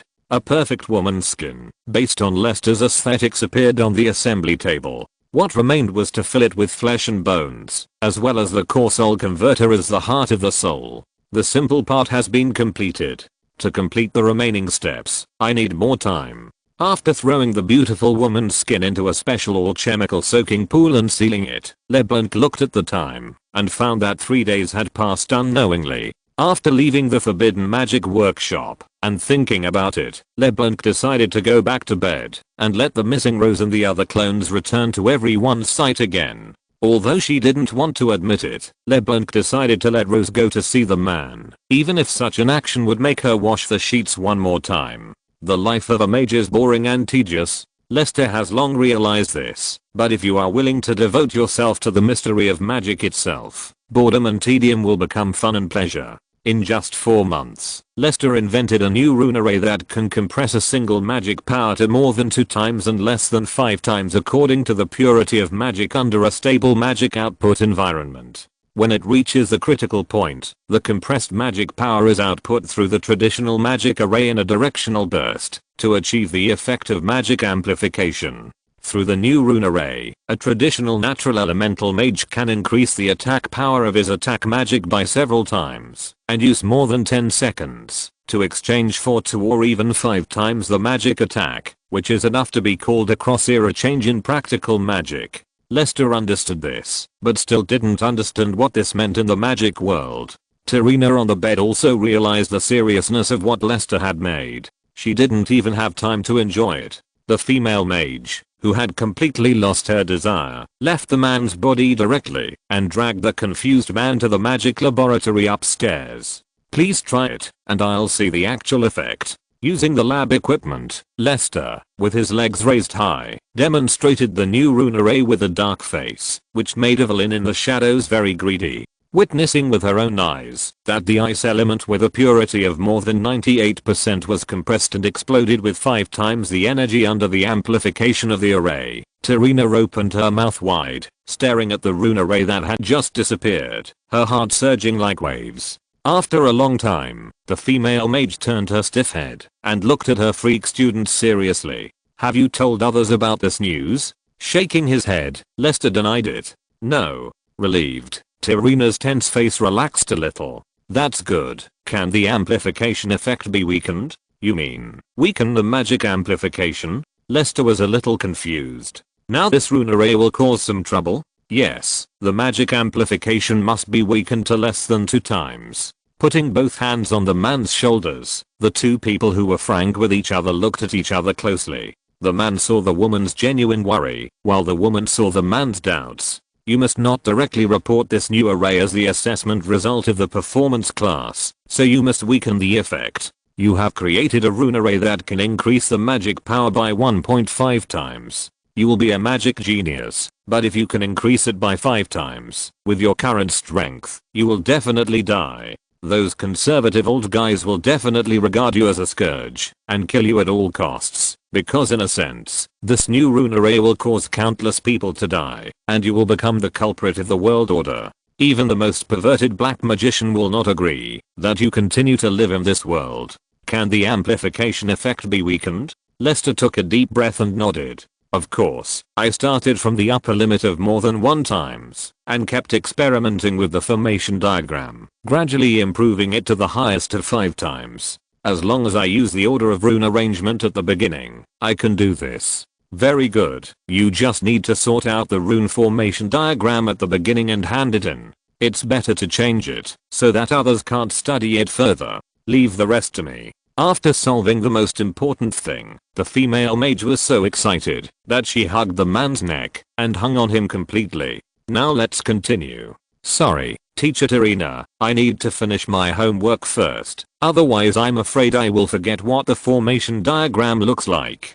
Politely peeling Tarina off the body, the man with his legs raised turned around without hesitation and left in a cool manner in the confused expression of Tarina. A man with Evelyn is so confident. Chapter 187 14-year-old girls. Narkson calendar, 10 AD. 3 years have passed since Lester left the Emerald Territory. In Miss Ha's heart, the man who brought her palpitations and made her attached seemed to have just left yesterday. I'm already 14 years old. Looking at the beautiful girl in the mirror with short golden hair and a white floral dress, Miss Ha couldn't help but sigh and put down her beloved swan puppet. After hesitating for a while, Miss Ha put her hands on her chest and barely held it. The girl's face fell. Everything else was fine, but the thing on her chest was not as magnificent as she imagined. At least compared to her sister, she was still very immature. Why can her sister's chest be so big when eating the same thing? Is this related to order and some kind of law? Although her mother's appearance was a little blurry, Miss Ha knew that her mother's chest was also majestic. Why did it lag behind when it came to her? Sister. Sister. Good news. A lively voice came from outside the door. The door was pushed open. A pretty girl with long black hair and purple lace dress designed by Lester came in, which formed a sharp contrast with the dignified and serious Miss Ha. Looking at the big white rabbits jumping on her sister's chest, Miss Ha raised her eyebrows and scolded her seriously. Have you forgotten how Teacher Cui Silly taught you lady etiquette? What kind of look is this? Who knew that Zinna didn't bite at all? She stuck out her tongue and made a face and took a step forward to hold Miss Ha's hand. Brother Lester is coming back today, really? Yeah. Let's go to greet Brother Lester. Who said that? Teacher Cui Silly said that. The joy of the man's return diluted all thoughts. Miss Ha was pulled by her sister in a daze and ran downstairs, forgetting all the ancient etiquette. Dad. Teacher. My sister and I went to Brother Lester's house. Dad, I will take good care of my sister. Goodbye, teacher. He hurriedly let go of Ms. Cui Silla's soft little hand. In Cui Silla's teasing smile, Kiram coughed twice with a red face. He was about to say something in the tone of a father, but saw that his 2 daughters had already run away. He couldn't help but frown and muttered, "She hasn't married yet. Girls grow up and will find a man after all." Taking the initiative to hold Kiram's hand, Cui Silly smiled gently. You, as a father, can't always be like this. You have to let go when you should. You are not young anymore. Pursuing your own happiness is what you should consider. The old face blushed. Although he had had several physical relationships, Kiram still seemed a little embarrassed when facing the graceful and dignified lady. After living in the Emerald Territory for 8 years, only the woman in front of him could give him the feeling of his ex-wife, which made men always feel a little indebted when facing women. You are right. Let the children handle their own affairs. Taking the woman's hand, Kiram stood up and closed the door of his daughter's room. The room dimmed instantly. As the two looked at each other, there was a little more ambiguity. Kiram's carriage sped along the gravel path. Compared with the previous dirt road, the gravel path was a little cleaner and tidier. After several strict inspections by the Black Iron Guards, the 2 sisters successfully entered the heart of the Emerald Territory, the Lord's mansion belonging to Lester. Jumping off the carriage and bidding farewell to the female coachman, Zinna knocked on the door cheerfully. Who is it? Sister Jessie. It's Zinna. After opening the door, Jessie smiled and welcomed the 2 sisters into the house. Sister Jessie, is Brother Lester not back yet? Miss Ha asked after adjusting her skirt and sitting on the chair dignifiedly. Jessie was a little surprised when she was serving the fruit plates to the 2 girls. How did you know that Lord Lester would be back today? Before Miss Ha could speak, Hina raised her hand. Teacher Trialite told me. Really? The mature woman put down the fruit plate and began to peel apples for the guests with a knife. The skilled knife skills allowed the woman to easily peel off a long string of apple peels in a few seconds. Miss Ha took it and thanked her, while Hina stared at the second apple with expectation. But Sister Margaret only received the pigeon from Lord Leicester last night, and I also got the news this morning. How did Ms. Trioli know? Faced with GC's question, Miss Ha couldn't help but look at Hina. Her news was told to her by her sister. Maybe Sister Margaret told Teacher Trioli. After all, they have a good relationship. Another string of apple peels fell, and GC handed the apple to the sweet black-haired girl.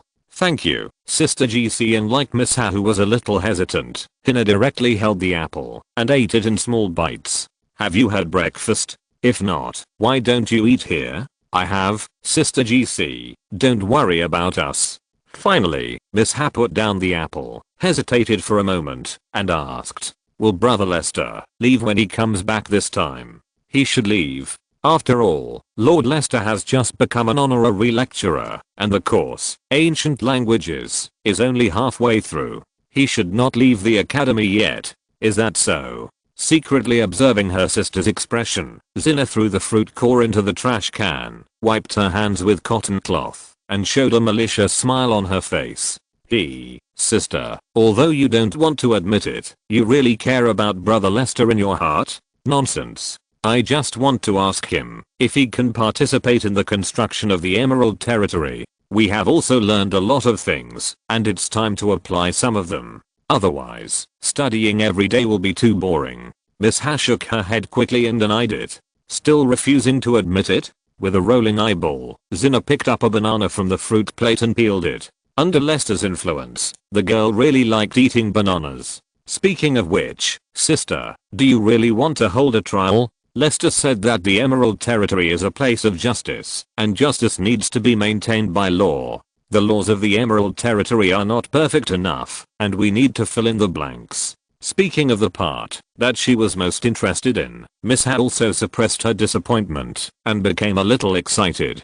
Criminals should have more detailed and precise trial rules, and evil deeds that are not in line with morality must be curbed in the law. I see that in the market, many people get rich through fraud. In my opinion, this is wrong. Although those who are exposed will be punished by the Emerald Territory, it is still not enough, because it is profitable, and those despicable fraudsters will eventually come back and get wealth in a more covert and cunning way. After a pause, Miss Ha's tone was particularly firm. They shouldn't be fined. They should all be put in jail and confess their evil deeds. Unfortunately, I talked to Uncle Harold about this matter, but he chose to turn a blind eye and evaded me by saying the market should have its own rules. So I understand that the Emerald Territory needs more perfect laws. Chapter 188, Angel Sisters and Barbarian Sisters. Pushing the door open. As soon as Leicester got home, he saw Miss Ha beating Hina, and he couldn't help but be dumbfounded. Stop it. Stop it. Fighting like this is not okay. Nodding and greeting her stunt sister and the closest man, GC stood behind the two girls who were fighting cat and cat punches with a smile, constantly fanning the flames, looking like she was watching the fun and not minding the trouble, which made the man roll his eyes. I asked you to look after the child, and this is how you look after it? It seems that your butt is itchy again. You mean that sinners can be forgiven as long as they confess their sins? What a ridiculous and arrogant statement. Using the trick of tickling mercilessly, Miss Ha glared at her sister anxiously. Who instilled such an idea in you? If crimes are not punished as they should be, then what is the meaning of the law? How can forgiveness and repentance make the wicked repent? Giggling non-stop, Hina was not to be outdone, pushing her sister hard to avoid the tickling attack. Sister, if everyone kills people with one blow like you, then life is worthless, right? The value of life is more important than the law. As long as you are willing to repent and admit your sins, you should have a chance to start a new life. Everyone has only one life. If you die according to the law, after committing a crime, how many people can be alive in this world? Who has never committed a crime? Who is a truly perfect person? You are so naive, Hina. Pushing her sister away, the blonde girl remained calm. It is because of your ideas that many hateful criminals in this world have a second chance to commit evil. You only consider the criminals, but have you ever considered the victims hurt by the criminals? Who can forgive those who commit evil deeds on behalf of the victims? You. What qualifications do you have? After her sister said this, Hina's smile froze, and she could no longer smile. The girl's face became a little serious. You are right, sister. I'm not qualified, but the victim is. As long as the victim is willing to forgive the perpetrator should be given a chance to repent. People should establish connections with love and regulate themselves with morality, instead of using the law to speak for everything. That would be too ruthless. Brother Lester said that the law is the bottom line for regulating people. Above the bottom line, we should take into account the characteristics of people and be more tolerant of the confessors, instead of saying that criminals should be marked as criminals and live with the shackles of criminals for the rest of their lives, as you said.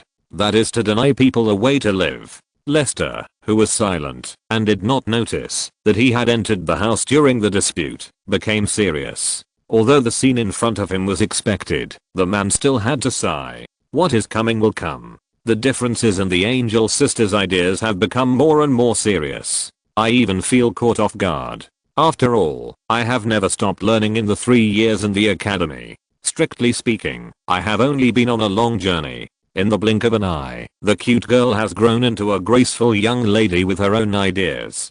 If I just let it develop, the differences between the two sisters will become bigger and bigger until one day it will completely explode, and it may not only divide the two sisters, but also destroy the Emerald Territory, and also myself, and my cheap father-in-law, Zerum. How to reconcile the ideological contradictions between the two sisters has become a crucial matter now, even better than taking Shia to Ionia to find the original Vastaya Zaru to find a way to change shape. If I can't solve the ideological dispute between the two Angel Sisters, I'm afraid that when I write Shia, who has learned to change shape, back to the Emerald Territory, I will only see a burial ground that has become a ruin under the scouring of divine power. The inheritance of the power of the righteous Protoss is no joke. In Runeland, it is a simple matter for a Protoss to destroy a region. Twilight Protoss Zo is different from the one in the game. In this world, Zo throws meteorites from outer space, which are comparable to the space-based kinetic weapons of America in the previous life. Military satellites that use tungsten cores as shells. Scepter of Zeus. In Runeland, Zo is a true human nuclear bomb. After organizing his words a little, Lester coughed twice, which made the two girls who almost changed their faces completely stunned. Mishap, Hina, didn't you promise me not to quarrel anymore? Brother Lester, Lester. The tense atmosphere suddenly dissipated after the man spoke. Hina turned around in surprise and threw herself at the man without hesitation like a swallow throwing herself into his arms, hugged the object of her attachment tightly, and buried her head in the man's chest. Mishap, who was a step slower and a little hesitant, ran 2 steps, but saw that her sister had already stuck to the man before her. She couldn't help but stop and pursed her lips. Although her sister deliberately left a place for her, she still didn't want to compete with her sister for the same man in broad daylight, so she chose to stand still. Mishap, come here, let me hug you too, I miss you. Lester has always been very proactive towards Sundeer women. Sure enough, after hearing the man say this, even though she was a little shy, the blonde girl still took 2 steps forward and threw herself into the man's arms. Holding 2 beautiful and attractive girls on the left and right, Lester didn't have any dirty thoughts that belonged to an adult man at this moment. He just felt warm and nostalgic, as if he had returned to the days when he hugged the 2 little ones at the beginning. Under his care, the 2 little ones gradually grew up and became 2 big ones. In the long-term relationship, the man had long abandoned his ulterior motives at the beginning and just felt sincere joy for their reunion. As for the sisters, being able to share the same man on the left and right at the same time, feeling the body temperature of blood sisters and the man they love, the previous grudges and resentments seemed to have dissipated a lot. The warmth of family was transmitted between each other's bodies. Hugs expressed the longing for not seeing each other for a long time, and smiles were filled with simple happiness. The weak barriers of 3 years of not seeing each other disappeared in an instant, and the hearts of the 3 people gradually got closer. On the other side, Terry silently took a few steps forward and hugged her increasingly mature sister. Hugging her sister gently, GC recalled her sister's appearance. In her sister's world, her sister seemed to have never changed. Unlike herself, her body had a little more aging and maturity. She was also 27 years old, but her sister's time seemed to stay at the age of 20 forever, while her own eyes had already had the first wrinkles. After joining the Black Guard for many years, her skin no longer had the delicate luster of the past in daily training and fighting, and many ugly acnes appeared. Thinking of this, the sister's heart became a little more sad, but her face was still happy to meet again. At least at this moment, she didn't want to show her weakness in front of her sister. Everything was fine, but she didn't want her sister to worry about her. Thank you reader, Left Bank Rain, for the 5,000 point reward, and thank you reader, Nanjiu, for the 11,500 point reward. With the recognition of the big guys, I suddenly have the motivation to write. Today's 5 more chapters are presented. Chapter 189, The Lord's personality collapses. I came back this time, mainly because I have completed the basic courses assigned by the teacher in the Mage Academy, successfully got rid of the status of an apprentice, and also obtained the recognition of the Academy as an honorary lecturer. I have achieved some success, so I came back to see everyone, and take care of the development affairs of the Emerald Territory. Raising his right hand, a large ice blue 3-dimensional snowflake ice crystal quickly condensed, slowly rotating and spiraling up in the man's hand. Amid the exclamations of GC and the Angel Sisters, the snowflakes as big as human heads gently broke apart on the ceiling, turning into ice crystal cyclones all over the sky, which continued to linger around everyone, bringing a hint of coolness and early summer to everyone. Everyone could even see the beautiful colorful light reflected in the ice crystal cyclones under the sun. Compared with the shaping magic ice drill at the beginning, the magic control method displayed by the man at this moment was far from being exquisite. That's amazing. Brother Lester, can I touch it? After getting the man's approval, she carefully poked her fingers into the colorful ice crystal cyclone. She felt her fingers were cool, just like poking into a snowball, itchy and very comfortable.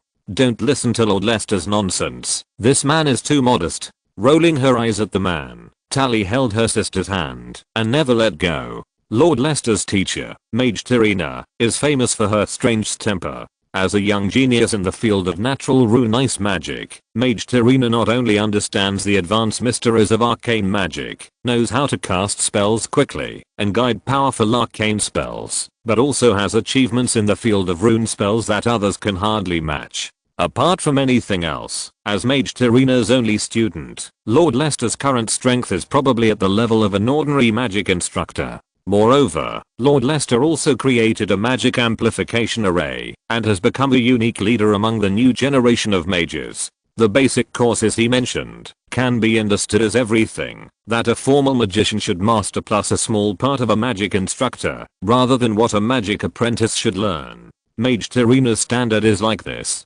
She can use the assessment that stumps a magic instructor as a performance test. In this big world, only Mage Terina is one of a kind. I thought that everyone's focus would be on how powerful Lester was, but she heard a little more suspicion on her sister's face. This Mage Terina, is she a young and beautiful female mage? Yes, why do you ask that? I was a little overwhelmed by what her sister was paying attention to. Just as she was about to change the subject, Hina stood aside with her hands on her hips and said angrily, Brother Lester, you won't bully your teacher too, right?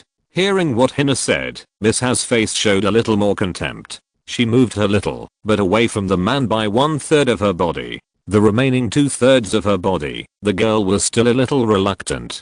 Justice will never succumb to sex maniacs unless they take the initiative to hug. Look, do I look like that kind of person? Lester pointed at himself righteously and defended himself without shame.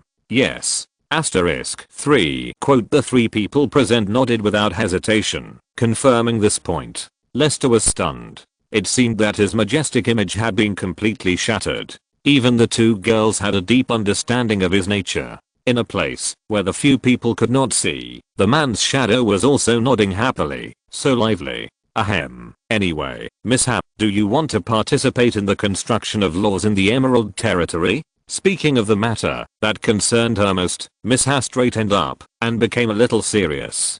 Yes, I want to make the laws of Emerald Territory more perfect. Obviously, Uncle Harold is not willing to listen to my opinion.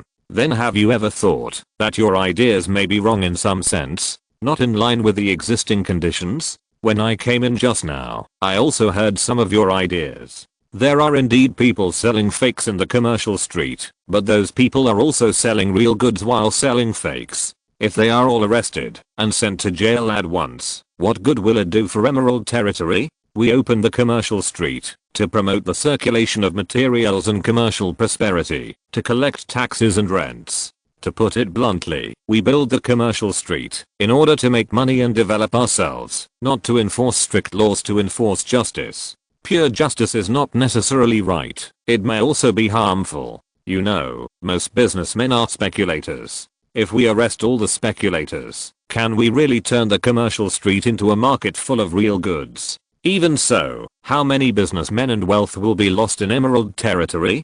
Doesn't this contradict our original intention of establishing a commercial street? Miss Ha's face was stunned, and she hesitated a little. She really hadn't considered this aspect. She just wanted to enforce justice. Lester touched the little girl's head and spoke with a serious tone. Miss Ha, as a rule maker, we must take all aspects into consideration. No rule can be decided on a whim, otherwise it will be out of touch with the actual needs and the needs of the grassroots people. You have never been an arrogant girl. You are just young and do not have enough experience. You only want to pursue your ideals. It's just that you need to experience more things and be based on reality. Only then can you find the most perfect balance between ideas and reality. You have to understand that absolute justice is not justice, because we are human beings and we make mistakes. We can only meander through mistakes and find the most appropriate solution. In this world, even gods make mistakes, not to mention humans.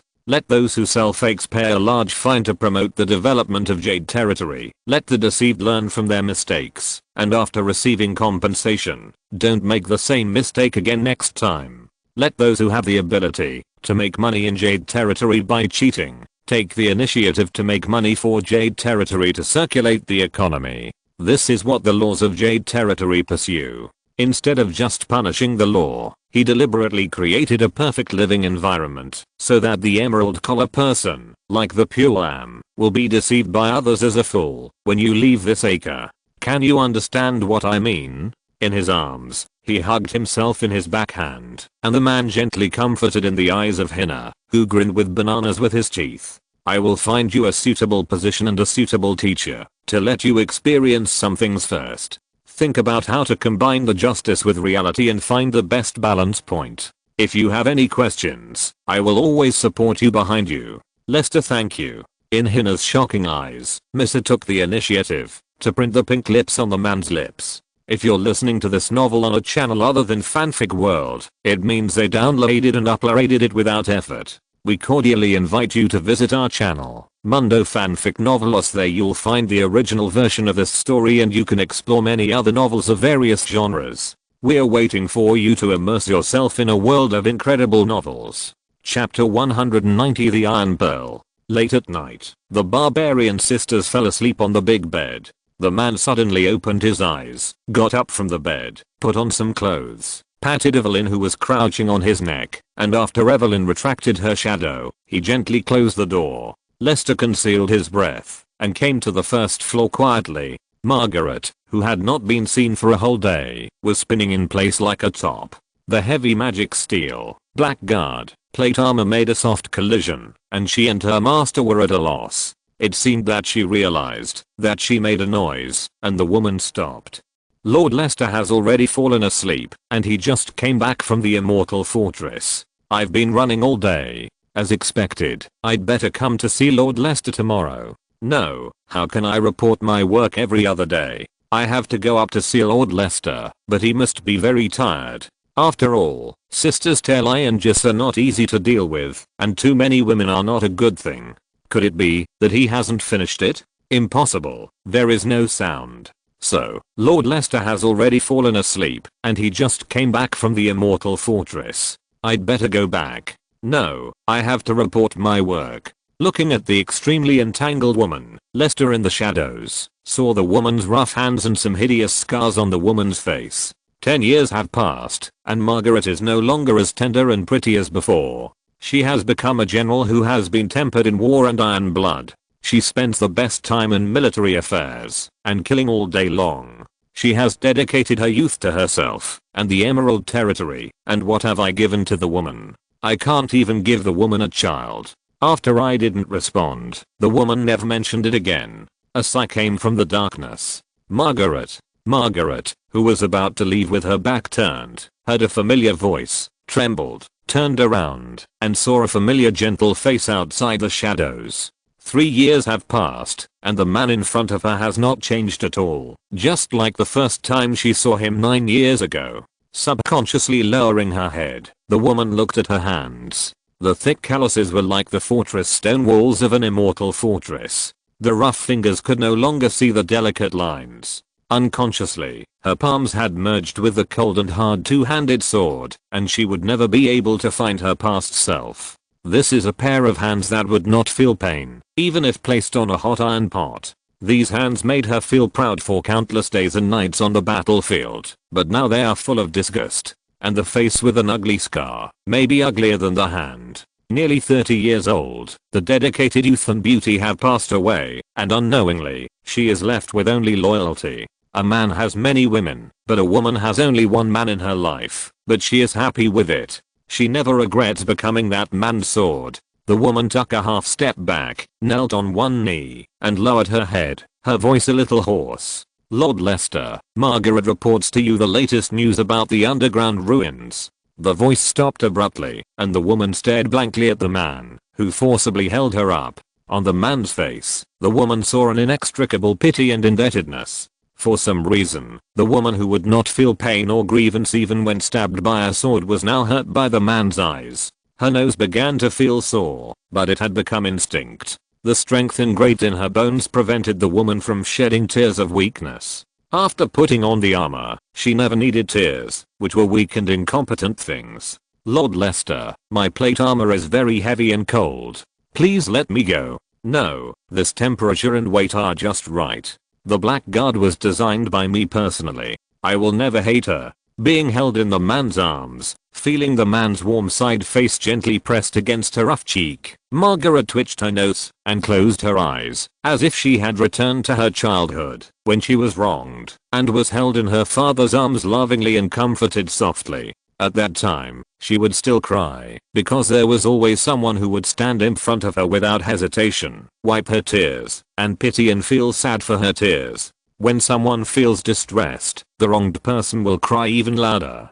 After the man went to the battlefield and never came back, after her mother abandoned her and went to Dalmatia with another strange man, she forgot what crying was, because there was no one to feel heartache for her tears. Tears went from being priceless to worthless, and became a useless thing for self-pity. If you feel bad, just cry. I'm here and I won't go anywhere. The man's gentle voice was like the last crack in the dam, breaking through all defenses, and piercing deep into the woman's heart. More than a decade of pain and grievances, countless lonely days and nights on the front line of the war. At this moment, they all turned into an uncontrollable surging river, pouring down the cold, hard and dark shell in a panic, and were held in the palm of the man's hand and kissed gently. When weakness becomes a pearl that is cherished, crying has value and meaning. Around the two of them, a magic shield that isolates sound silently wraps the two of them, warmly guarding this small corner. In this small world, the two people finally shed all their hard shells and intertwined madly, as if no one was around. In the rough and simple repetition, they savored and told each other's thoughts and attachments. In the depths of the lake of the soul, in the instinct of self-protection, the green runes that had always sealed off emotions and energy began to flash slowly, and the evil red runes began to be completely suppressed by the power of the green runes. Like a crazy prisoner who was about to receive the final judgment, unwillingly trying to use his arms to block the guillotine falling from the sky. An overly pure and powerful emotional energy streaked down from the other side of the starry sky and gently landed in the depths of the calm lake in the form of an unprecedented colorful five-pointed star. It slowly sank, successfully penetrated the shield that isolated all consciousness, and came to the bottom of the lake where the runes were fighting. Under the powerful attraction, The colorful 5-pointed star happily and gently flew to the green life rune, and in the gentle embrace of the life rune, it quickly merged into it, making the life rune, that longed for true feelings, glow with dazzling light and let out a happy sound of satisfaction. With the blessing, the balance of victory completely tilted to the side of the life rune. The evil red rune, with more powerful power, was unwilling to rush left and right, bursting out the last rune power, trying to break the soft and powerless green light shield, but it turned into vain after a desperate effort. It was quickly suppressed by the green light shield, shrank into a small ball, and completely annihilated and disappeared. Over 3 years, countless games and struggles, with the help of external forces, the life rune finally wiped out the world consciousness of the red rune, which was not strong at all, and made the red rune a pure carrier of original power. Elena. 1. The long war brought irresistible fatigue. With the last consciousness, a spiritual altar for the runes was built in the depths of the lake. The life rune floated, and fell into the groove in the center of the altar, and then the red rune stood on another groove. On the lake, the light that isolated the spiritual consciousness disappeared, and the waves of the lake of the soul disappeared, and it fell into calm again. I like Iron Pearl so much, but it's a pity that some things are destined to be unchangeable. Chapter 191, The Promise of the One Forgotten by Time. After a long and passionate love affair, it was already past midnight. Strangely, Margaret, who had been tossed around for several hours, did not feel the slightest bit of fatigue. Instead, she felt more energetic than before. This was a feeling she had never had in previous in-depth exchanges. The woman thought about it, and did not mean to ask questions. She simply attributed it to a special miracle belonging to the mage. Before going to the mage academy to study, she was not in this state after exercise. Hugging each other and unwilling to separate, the two quietly looked at the bright crescent moon outside the window, greedily enjoying the warmth brought by each other. The cold and lonely night on the Valoran continent became warmer than before because of company. Lord Lester. Call me Lester. I told you a long time ago that you are disobedient and deserve to be beaten. After whipping the tight meat twice, Lester looked at the woman with satisfaction and nodded shyly. Lester, I want to tell you a few words from my heart. Can I? Of course, I've wanted to hear your true feelings for a long time, but you always keep your distance from me. Ahem. So I have to take the initiative and lose the demeanor of a lord. The woman didn't care about the man's cheesing. Her face was very serious and a little panicked. Lester, I didn't have such a clear feeling before. This time, when I suddenly saw your face, I realized that I was really scared. Originally, I wanted to fight for you all my life and finally die on the battlefield of glory and spend my life. If I'm lucky enough to survive, I will be buried with you at the end of my life. Because you are older than me, you will definitely leave this world before me, so I'm willing to protect the Emerald Territory for you until the moment of death. Until tonight, I suddenly confirmed that the traces left by time seemed to have completely disappeared from you. You are no different from 9 years ago, and even younger. You have always remained in your 20s. I don't know what the reason is, or whether you have hidden some mysterious power. I'm only afraid that when I'm old and weak, you will still look like this. I think it is not just me who thinks so. Tali and Jis will also have such thoughts. After a pause, the woman's tone became much lower. In that case, I will be much more lonely. The man opened his mouth, but found that he could not say anything except silence. Although I always deceive myself by saying that I can't keep this young face forever, the fact is that in the 10 years since I came to Runeland, my face has not shown any signs of aging. Even though the growth rate is getting slower and slower, my physical fitness is still growing without any decline. Considering that there is indeed a world rune with iron as consciousness as the main body in my body, and considering the powerful ability of the world rune, if I speculate, based on the current situation, even if I'm not immortal, my face will not age. Watching the people around me still young, but slowly aging in the long river of time, this is indeed a very difficult thing to accept. To solve this problem, either I can help Margaret and the barbarian sisters find a way to live forever and look forever, or I have to take the initiative to grow old, so as to avoid letting the people around me live in a sad environment. But longevity and youthful appearance are easy to say, but how many people can do it from ancient times to the present? LeBlanc can achieve longevity with forbidden magic. The Yodels who rely on magic for a living in the magic field can survive for 1,000 years. With the power of the Void Watcher, the Frost Witch Lysandra can live for 1,000 years. With the power of the spiritual realm, Vastaya Zaya, who fights the giants, can live forever. Even like Mordekaiser, who creates horrific killings with dark beliefs, is immortal in the underworld and infinitely resurrected in the material world, which can also be regarded as an alternative immortality. Although there are many examples of immortality, there are really few that can be replicated. Not to mention the Valoran continent, including the entire Runeland, except for the gods and the extremely special Yodels. There are no more than 10 lives that can truly achieve immortality. Why can I be so arrogant that I think I have the ability to find a way to make the people around me immortal? At present, the most reliable one is Ionia. The reincarnation method similar to Karma's rebirth may be useful. Rather than giving others hope in advance and ending up with disappointment, it is better not to make any promises. Think of ways secretly and directly give the results to others. At least when you get nothing, you can accompany the people around you into the grave together. Lester? Seeing that the man didn't speak for a long time, Margaret said in a low voice. The man came back to his senses and spoke helplessly. This is your illusion. I just look a little young because of my magical talent and don't age easily. I'm not immortal. When you are a white-haired grandmother, I will be an old grandfather with a high beard. Really? Really, my temper will become very bad when I get old, because when I was young, I was a liar, a bad guy who did things by any means.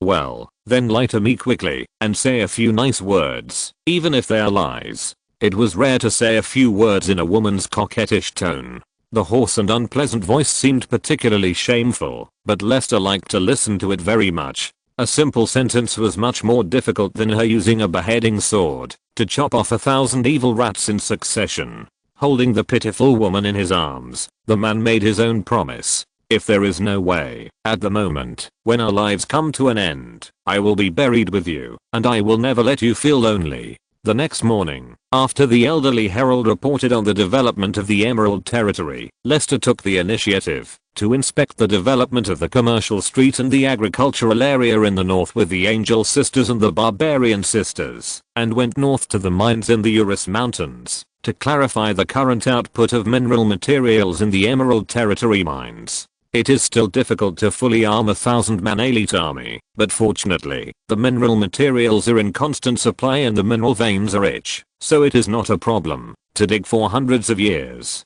At noon, Lester found Garfield, who was responsible for taming dragon birds in the Urus Mountains. Facing the third generation, 4 dragon bird babies that had grown to a height of 1 person, Cinna personally fed them some dried sheep meat, so that the dragon bird babies, who were no longer afraid of people, ate happily with babbling sounds. The first generation female dragon bird and 2 semi-adult dragon birds of the second generation, who were chained, seemed to have accepted their fate, lowering their heads and allowing humans to touch and feed their offspring at will. Lester was very satisfied with the results of dragon bad breeding and gave Garfield some rewards and vacations. He would go back to his hometown of Kulsa under the guard of the Nightblade Killer to see if his son had been raised by the Great Elder. Who knows, he can let the little guy recognize a godfather, let the godfather and godmother secretly get intimate, and give the Great Elder a lovely second son. Who can tell me what other longevity secrets are there in Runeland? Chapter 192 Underground Biomes. In the afternoon, Lester took everyone on a boat and headed west along the Milky Way to the dragon lizard taming camp in the Silent Forest. Under the introduction of Garfield's fellow tamer Greens, he stroked several newly born dragon lizard babies. Completely different from Kledscare, ordinary dragon lizards are ugly and much larger than Scare, enough for an adult Narxan male to sprint with a steel spear while wearing heavy armor, but they do not have the hard and abnormal seamless scales of the short Scare. Fortunately, this is not a big problem, because the dragon lizard knight will not face 2 powerful enemies. The best imaginary enemy is the fearless vanguard of Demacia. The war between mortals is still a game for mortals after all. For the existence of extraordinary forces such as magicians, the Ionian Orphan Army, and the Iceborne demigods, Lester will have other response policies and form corresponding special armies. Only nuclear bombs can deter nuclear bombs. The fools who want to use light infantry to deter nuclear bombs will take the initiative to propose the abolition of the veto power of the great powers, and then be vetoed by the great powers. Lester is naturally not such a fool. Recognizing the results of Green's cultivation, Lester decided to let the War Workshop start designing steel Dragon Lizard equipment to protect all the vital parts of the Dragon Lizard. Perhaps it will not take 10 years, when the Dragon Lizards can be stably supplied to the Emerald Territory as war materials. The Emerald Territory can start to form the first Dragon Lizard heavy cavalry, which has characteristics superior to armored heavy cavalry, and can roam the battlefield. When they left the quiet forest, it was already afternoon. Lester and his group got on the carriage and headed to the last stop, the underground ruins of the shimmering Silver Mountains. After long-term operation and construction, the underground mines of the Shine Silver Mountains have become a cold and hard fortress. As long as enough supplies are prepared in advance, even if the Emerald Territory is completely lost, Lester can take the remaining Emerald Territory warriors into the underground fortress to prepare for a protracted war, or to avoid the huge disaster that falls from the sky, and use the underground fortress of the Shine Silver Mountains as an underground nuclear defense base. Especially a year ago, in Margaret's report, there were two strange and beautiful underground worlds that were beyond human understanding, as if they had transcended the life form that Runeland should have, forming intelligent life like aliens. Lester called it underground life. One is located deeper underground to the southeast of the Magic Rat octagonal altar. There is an underground biome with mushrooms and various luminous fungi as producers. There are strange looking mushroom people and mushroom beasts that look like seals and mole crickets. They use hard spotted mushroom wood as building materials, feed on fungi, and use poison gas and spores as attack methods. They have a unique food chain and a stable underground biosphere. After fighting with the Ratmen, the mushroom people seem to have an extraordinary hatred for rats, especially when a group of surviving fleeing rats, led by a Ratman warlord, entered the mushroom world and suppressed the weak mushroom people, forming a considerable force. In Lester's view, as long as there is enough time, it is not impossible to use the Ratmen as a common enemy, to have civilized exchanges with the mushroom people. At the right time, the Emerald Territory can completely conquer the mushroom world. The other place is in the bottomless rift in the northwest. Under the rift of 100 meters, there is a dark and pale underground forest. The unknown ghost trees are tall and twisted, with pale white as the main color and gray as the secondary color. There are ghost faces shaped like human faces on the trunks, just like the twisted souls of humans. There are many moving strange purple trees in the ghost forest. After the exploration team risked their lives to explore, they found a strange species suspected to be a ghost-faced tree man. Because the ghost white forest was too dangerous, more than a dozen explorers gradually disappeared in a few months, including 2 Nightblade killers with rich survival experience. Margaret had to terminate the exploration of the ghost forest under Lester's order. Without perfect preparation, the Emerald Territory would not take the initiative to explore the overly dangerous ghost forest. The previous exploration was only a preliminary survey. Since the danger of the human-faced ghost forest has been confirmed, there is no need to continue to invest manpower and material resources to further explore it without special needs. The confidential information that has been discovered is stored in the underground fortress transformed from ancient ruins, waiting for Lester to check it. However, Lester does not have much time at this moment, and the development focus of the Emerald Territory is not on the exploration of the underground world, so the cracks in the ghost forest were eventually sealed by the magic of the Black Rose Mage. This time, Lester came to the ruins specifically to accept the experimental results of the Flower Rat, and also to allow the guardian of the Detritus Rat, Deadest, to leave the underground world with confidence, honestly find a wife, and have a child, to continue serving the Lord.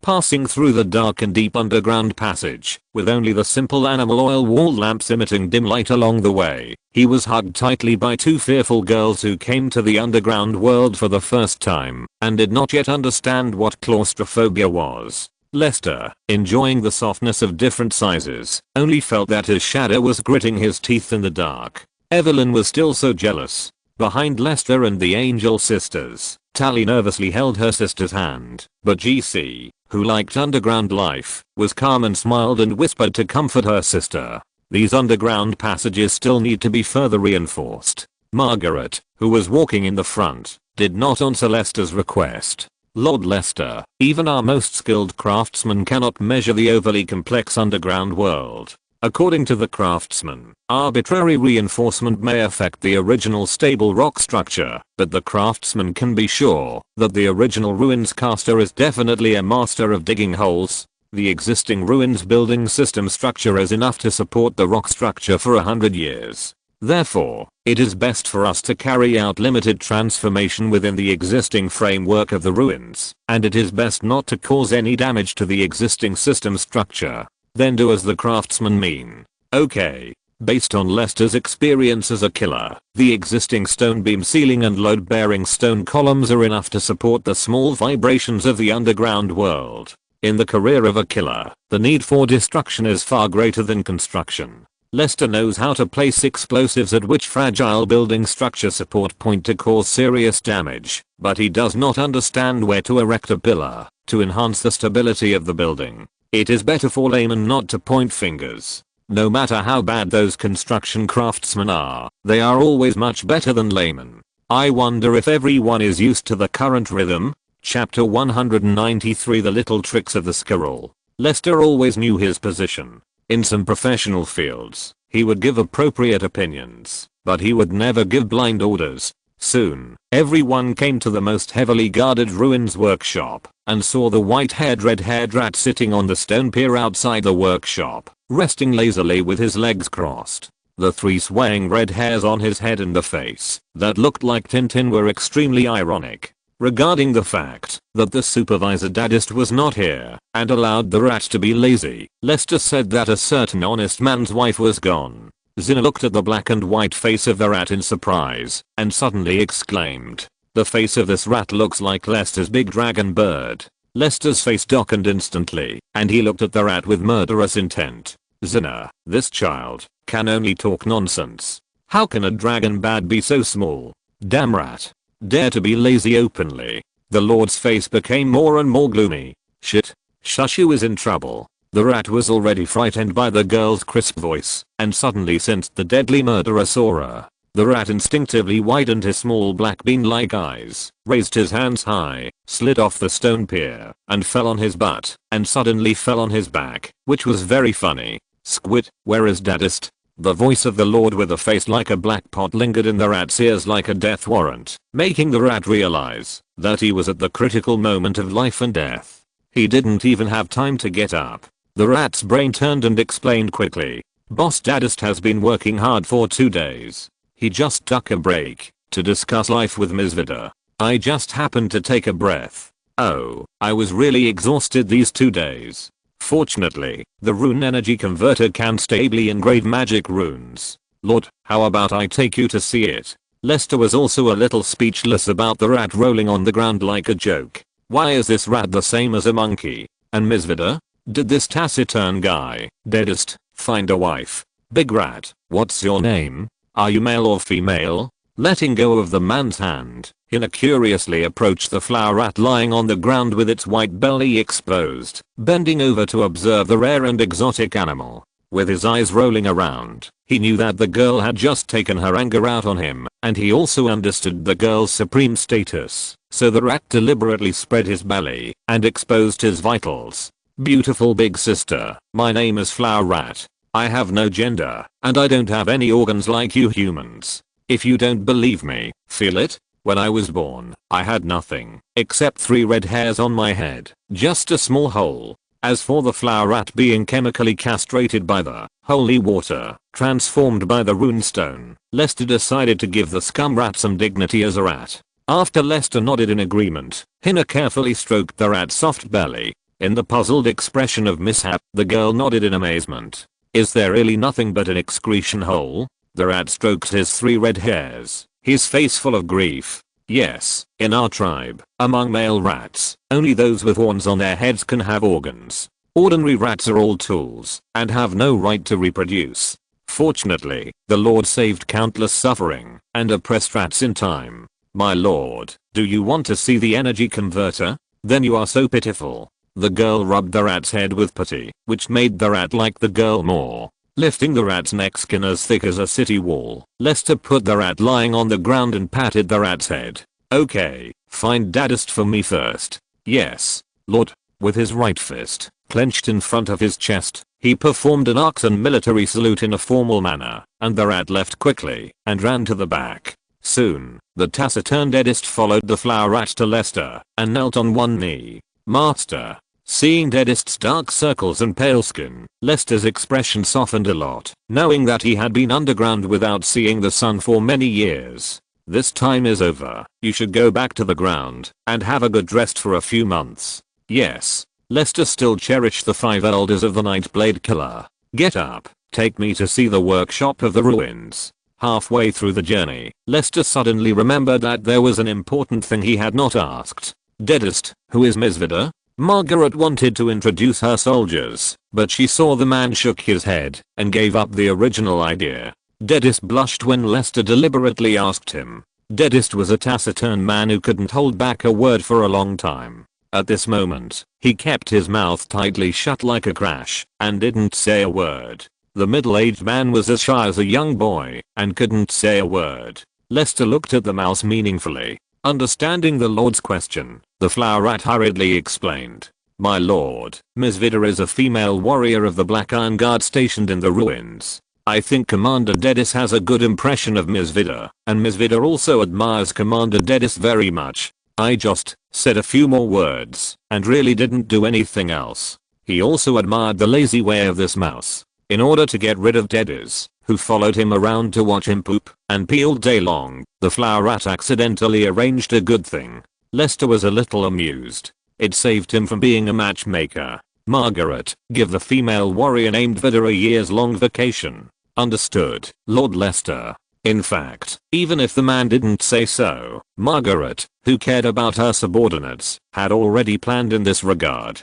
Patting the shy man on the shoulder, Lester spoke with a serious face. I'll give you a year. If you don't see the baby after a year, you'll have to spend the rest of your life with this mouse. Hearing what Lester said, and recalling the terrible scene of a boiled egghead coming over, no matter what he did, such as defecating, sleeping, eating, etc., and thinking that he might have to continue to live like this for the rest of his life, Mouse couldn't help but feel a little desperate. Is the Lord a demon? No, I have to give Deadest some fertility potion or something to be safe. I know, Master, I will do my best to have a baby, and I will definitely live up to your trust. Deadest accepted the order with a firm nod, looking serious, like a warrior about to go to the battlefield. Knowing that the man in front of him was an honest man who never did things carelessly, and a little worried that the woman named Vida would be tormented by a man, Lester still added a sentence. You must ensure the health of your wife, understand?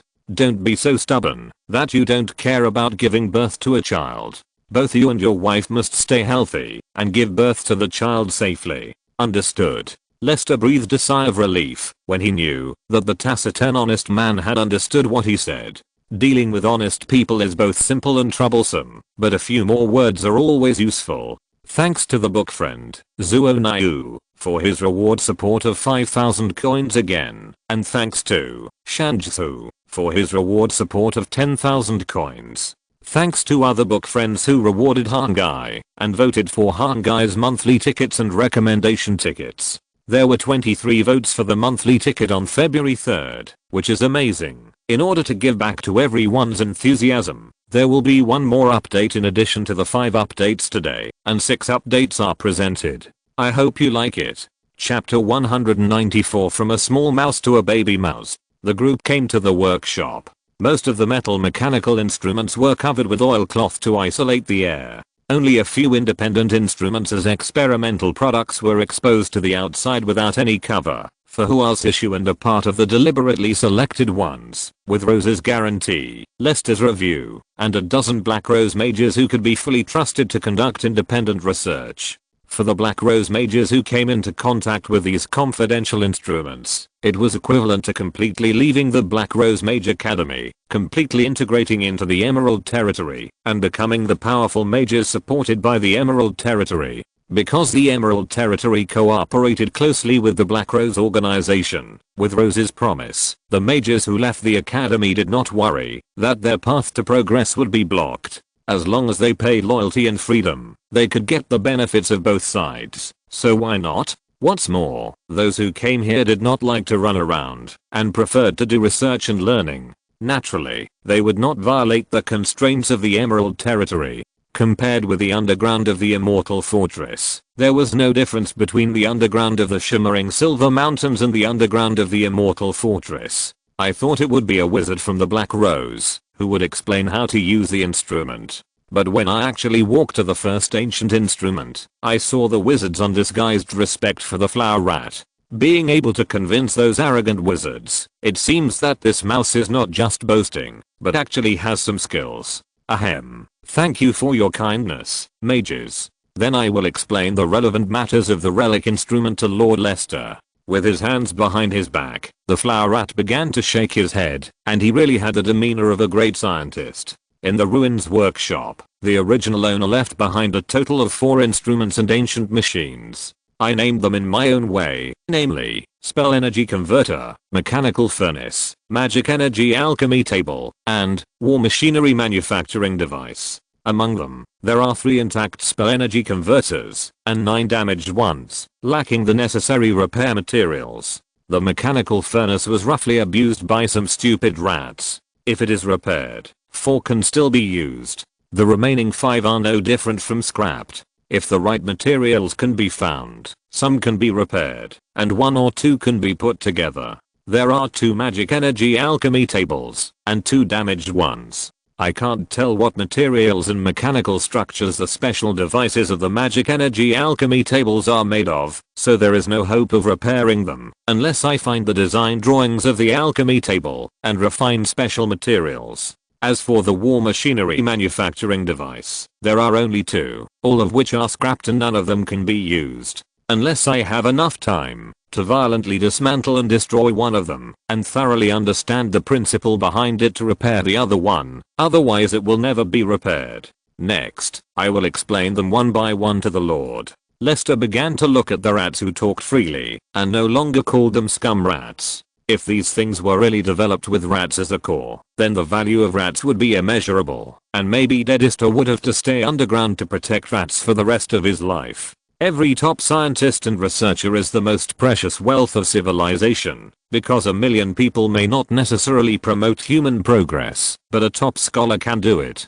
If the demigod power of the Angel Sisters can protect the Emerald Territory for 100 years, then a rat that can analyze the technology of the relics can make the Emerald Territory a powerful force that stands for 1,000 years, allowing ordinary people to gain extraordinary power and convenience in life, which is something that the Angel Sisters cannot do with their own strength. If the big-headed Medina could also be tied up, and the 2 top researchers could study together, would there still be Piltover? Not knowing that he had become a treasure in the heart of the Lord who was to be protected by Deadister for life, the flower rat was still immersed in his own world. The smart rat could still sense the Lord's appreciation, and couldn't help but get more excited. Let's talk about the Rune Energy Converter first. If you want this thing to work, there needs to be a major premise, that is, there must be some kind of power source that can output energy stably in the core cabin. In the original conception of the creator of the device, this thing needs energy crystals as a power source. With energy crystals, this thing can spontaneously absorb the magic element contained in the air, charge the crystals, and become the energy source of the converter. Unfortunately, I have not obtained any information about energy crystals, and naturally I don't know how to make energy crystals. It is the stupidest behavior to just put a crystal in it casually. Doing so is likely to make the instrument scrapped. It is better to use magic energy to test the stability parameters of the instrument and redesign a magic container that can serve as a power source. Then there is its function. After having an energy source, through a long period of conversion, this thing can permanently attach specific magic element to specific substances in a certain set way. I don't know if you can understand. To be honest, I don't understand what this is for, but to explain it in the words of the wizards, attaching magic element to substances is actually enchanting equipment. I don't quite understand the principles and functions of magic and enchantment, so I won't explain it. Leaving the rock-like spherical instrument, everyone followed the flower rat to the second mechanical furnace, which was not much different from the traditional furnace, but more beautiful and advanced. Mechanical furnace. This thing is so simple that even those stupid rats can use it. Unfortunately, because the stupid rats acted too quickly and too ruthlessly, 4 of them were scrapped. What a waste of resources. As if he had forgotten his own race, the flower rat cursed unceremoniously and continued. The most perfect design of the mechanical furnaces, that it can use the transmission structure of the furnace itself to allow a single person to efficiently complete work that requires the cooperation of multiple people. It is truly ingenious. Generate high temperature, smelt ore, separate impurities, cast molds, forge metal, and even polish swords. All it takes is a certain level of proficiency and enough heating fuel like ore and coal. One person can complete the work of smelting, ore and casting equipment. According to my calculations, a skilled operator can create an excellent weapon in 14 hours. If 2 people operate at the same time, the time can be shortened by 1/5. The specific result depends on whether the actual operation is proficient. Surprised Lester looked at Margaret. Judging from the calm expression of the female general, she had obviously known about this matter a long time ago. You know, even if the most powerful blacksmith in the war workshop, Crystal, who is suspected to be an old man from the famous Lost Forging tribe, Lu family, in Freljord, smelts ore and makes molds from scratch, he can only make a fine longsword in 1 day and 1 night. Normally, it takes a qualified blacksmith 3 days to forge a fine longsword from the beginning of preparation, if the structure of the mechanical furnace can be cracked. After calming his breath, Lester suppressed the throbbing in his heart and focused his attention on the flower rat again, with curved eyebrows.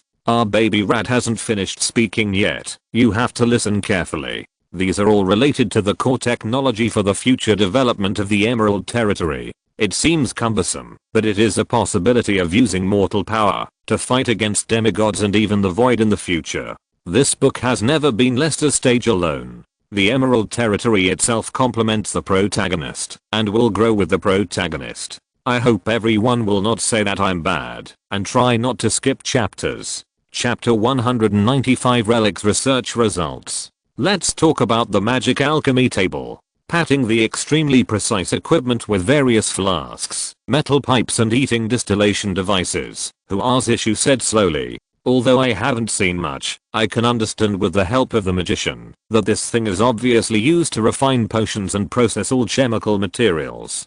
From grinding mortars, dry distillation, to liquid separation extractors and other common things. Basically in the field of material processing, such an alchemy table is enough. The key point I want to say is that this alchemy table can improve the efficiency of alchemy because it uses magic energy as the power core and uses the same power furnace as the rune converter. With the magic energy of stripping properties, it can achieve precise temperature control and efficient condensation processing, which is extremely convenient. Finally, Huazishu Sidon came to the 2 largest plots of land. Only here was it isolated from other workshop equipment. From Lester's perspective, the last device named by Huazishu as War Machinery Manufacturing Device looked like a semi-automated machining table after the Industrial Revolution, with a kind of mechanical punk style. The unknown metal device, which was several meters high, had an exaggerated hook, a tool pliers with metal slides and axles, various types of maintenance wrenches, and a mechanical arm similar to that assembled from mechanical materials.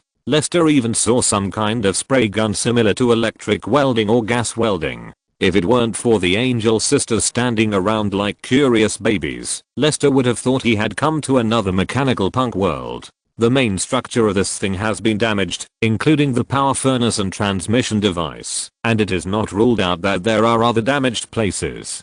Pointing at the tooth marks on the gap of the mechanical arm with disgust, the flower rat sighed. Only by repairing these devices that have been gnawed by mice and refinishing the interior of the device can this huge device be put into operation. I think this will take a lot of time, and it won't be repaired in a short time.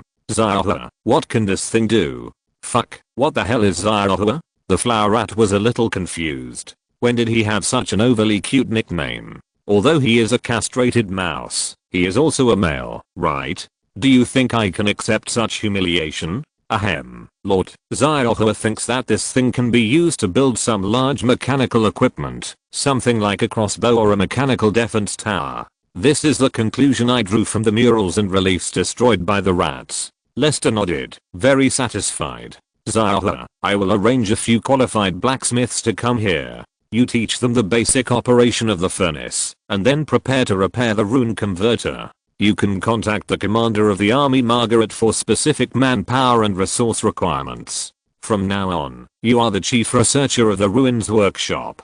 Ziohua understands. The flower rat comically gave Lester and Margaret an Arxan military salute, which made everyone present laugh. Everyone present has fully recognized the important role played by the flower rat. He stepped forward and touched the flower rat's head. At this moment, the flower rat's 3 coquettish red hairs and ding face also looked cute. It doesn't matter if it is big or not, as long as it is useful. Make sure to eat and drink well and maintain a healthy body. The Emerald Territory needs you, my lord. Ziohua. I don't want to be a tool mouse for the rest of my life. 3 years and 3 years. Where are the holidays? Where are my holidays? Damn it. Are you playing tricks on me?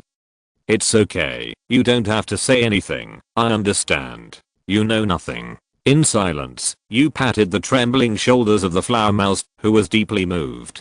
Before the flower mouse almost cried, Lester looked at the Wizard of the Black Rose. Since you are here, you should understand some of the formulas of alchemical potions. Try to familiarize yourself with the working principles of the alchemy table, and show me some results. Understood, my lord. Seeing that Lester had made the arrangements, Margaret stepped forward and asked, Lord Lester, do you want to go to the altar to have a look? Without the holy stone that the rats talk about, according to the original Ratman operating procedures, iron ore can no longer be transformed into mountain copper ore. In order to save mountain copper ore, the War Workshop has now stopped all magic steel equipment production. Sensing the Lake of the Soul that was no longer blocked, the man nodded.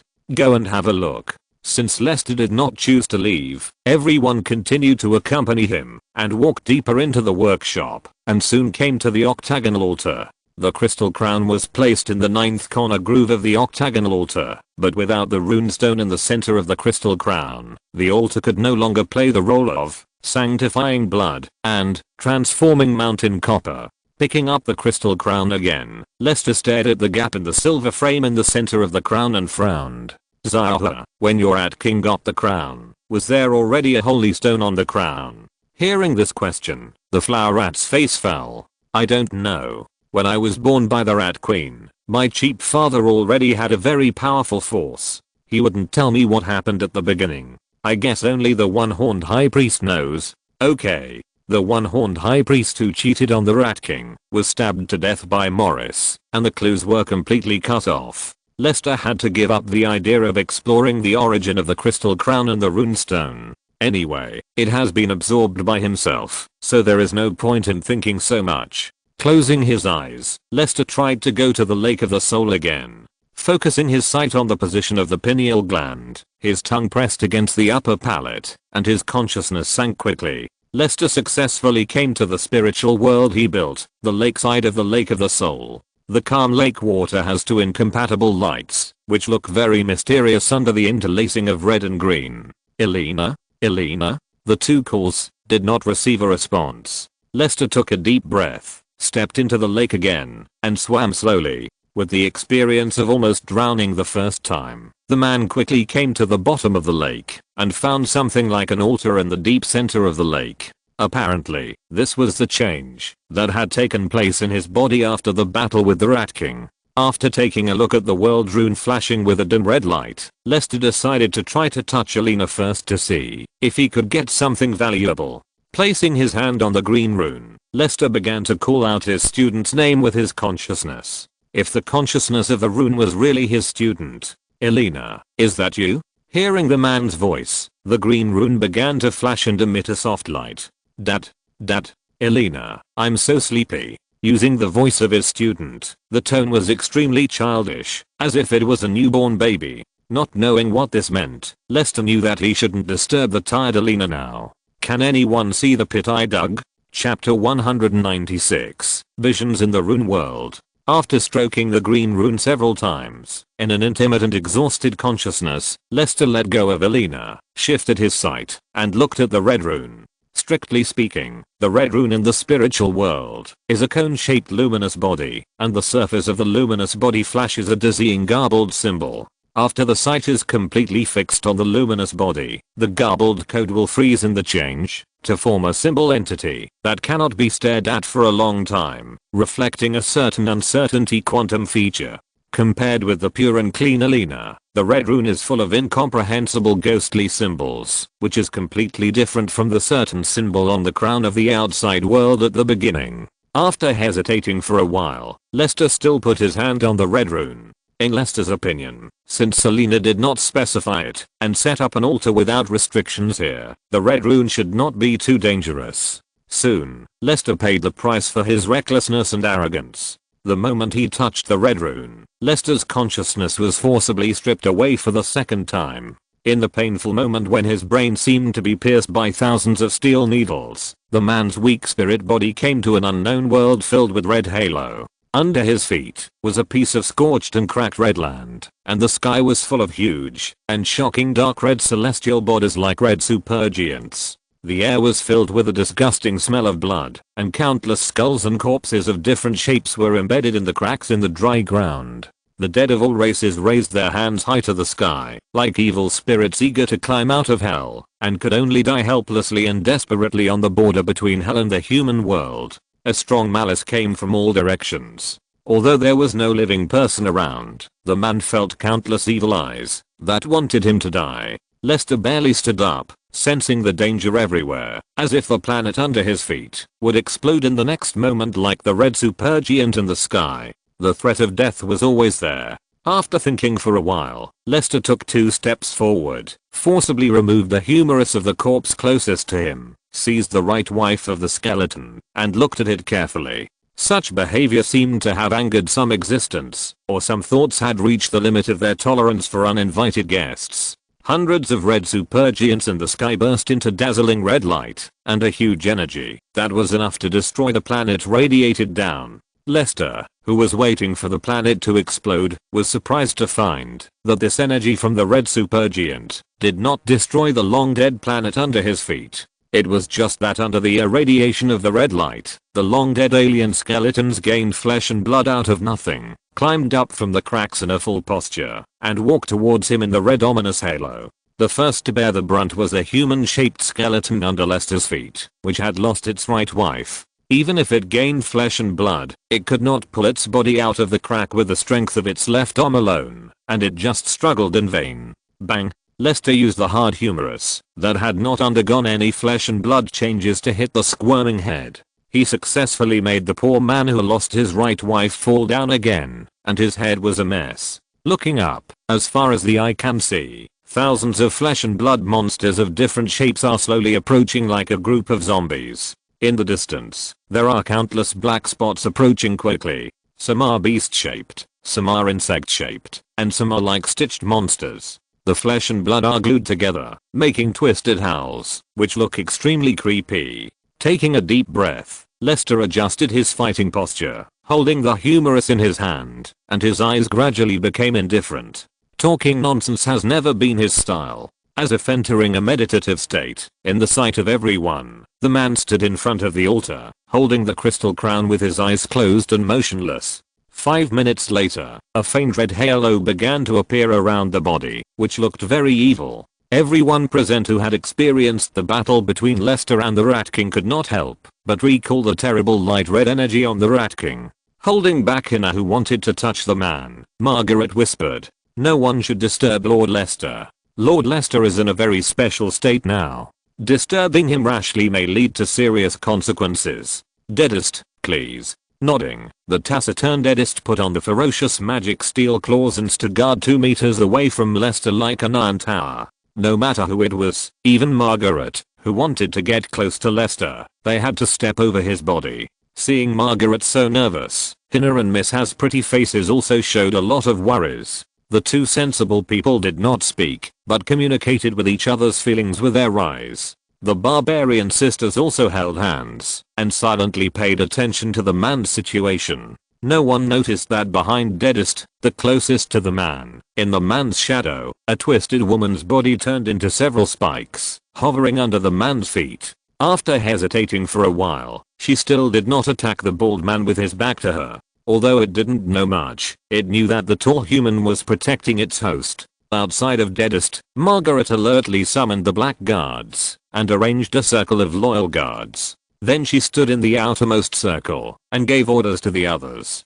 That's all for today. Kiss, Talai, you two take Hina and Missa home first. Flower Mouse, you start preparing for the repair of the rune energy converter. I will personally guard Lord Lester. The smiling Flower Mouse saluted happily and left first. Talai took Hina and Kiss took Missa. The four nodded to Margaret and walked away slowly. The rest of the people also dispersed as soon as possible. With a sigh of relief, Margaret came to the middle of Deadest and the Black Guards, stared at the man whose body had changed, and prayed silently. The humerus at the beginning was broken at some point. The man who threw away the broken bone began to destroy everything in front of him with the purest bare-handed killing movements. Fists, elbows, headbutts, knees, any hard parts that could be used became the most terrible killing weapons at this moment.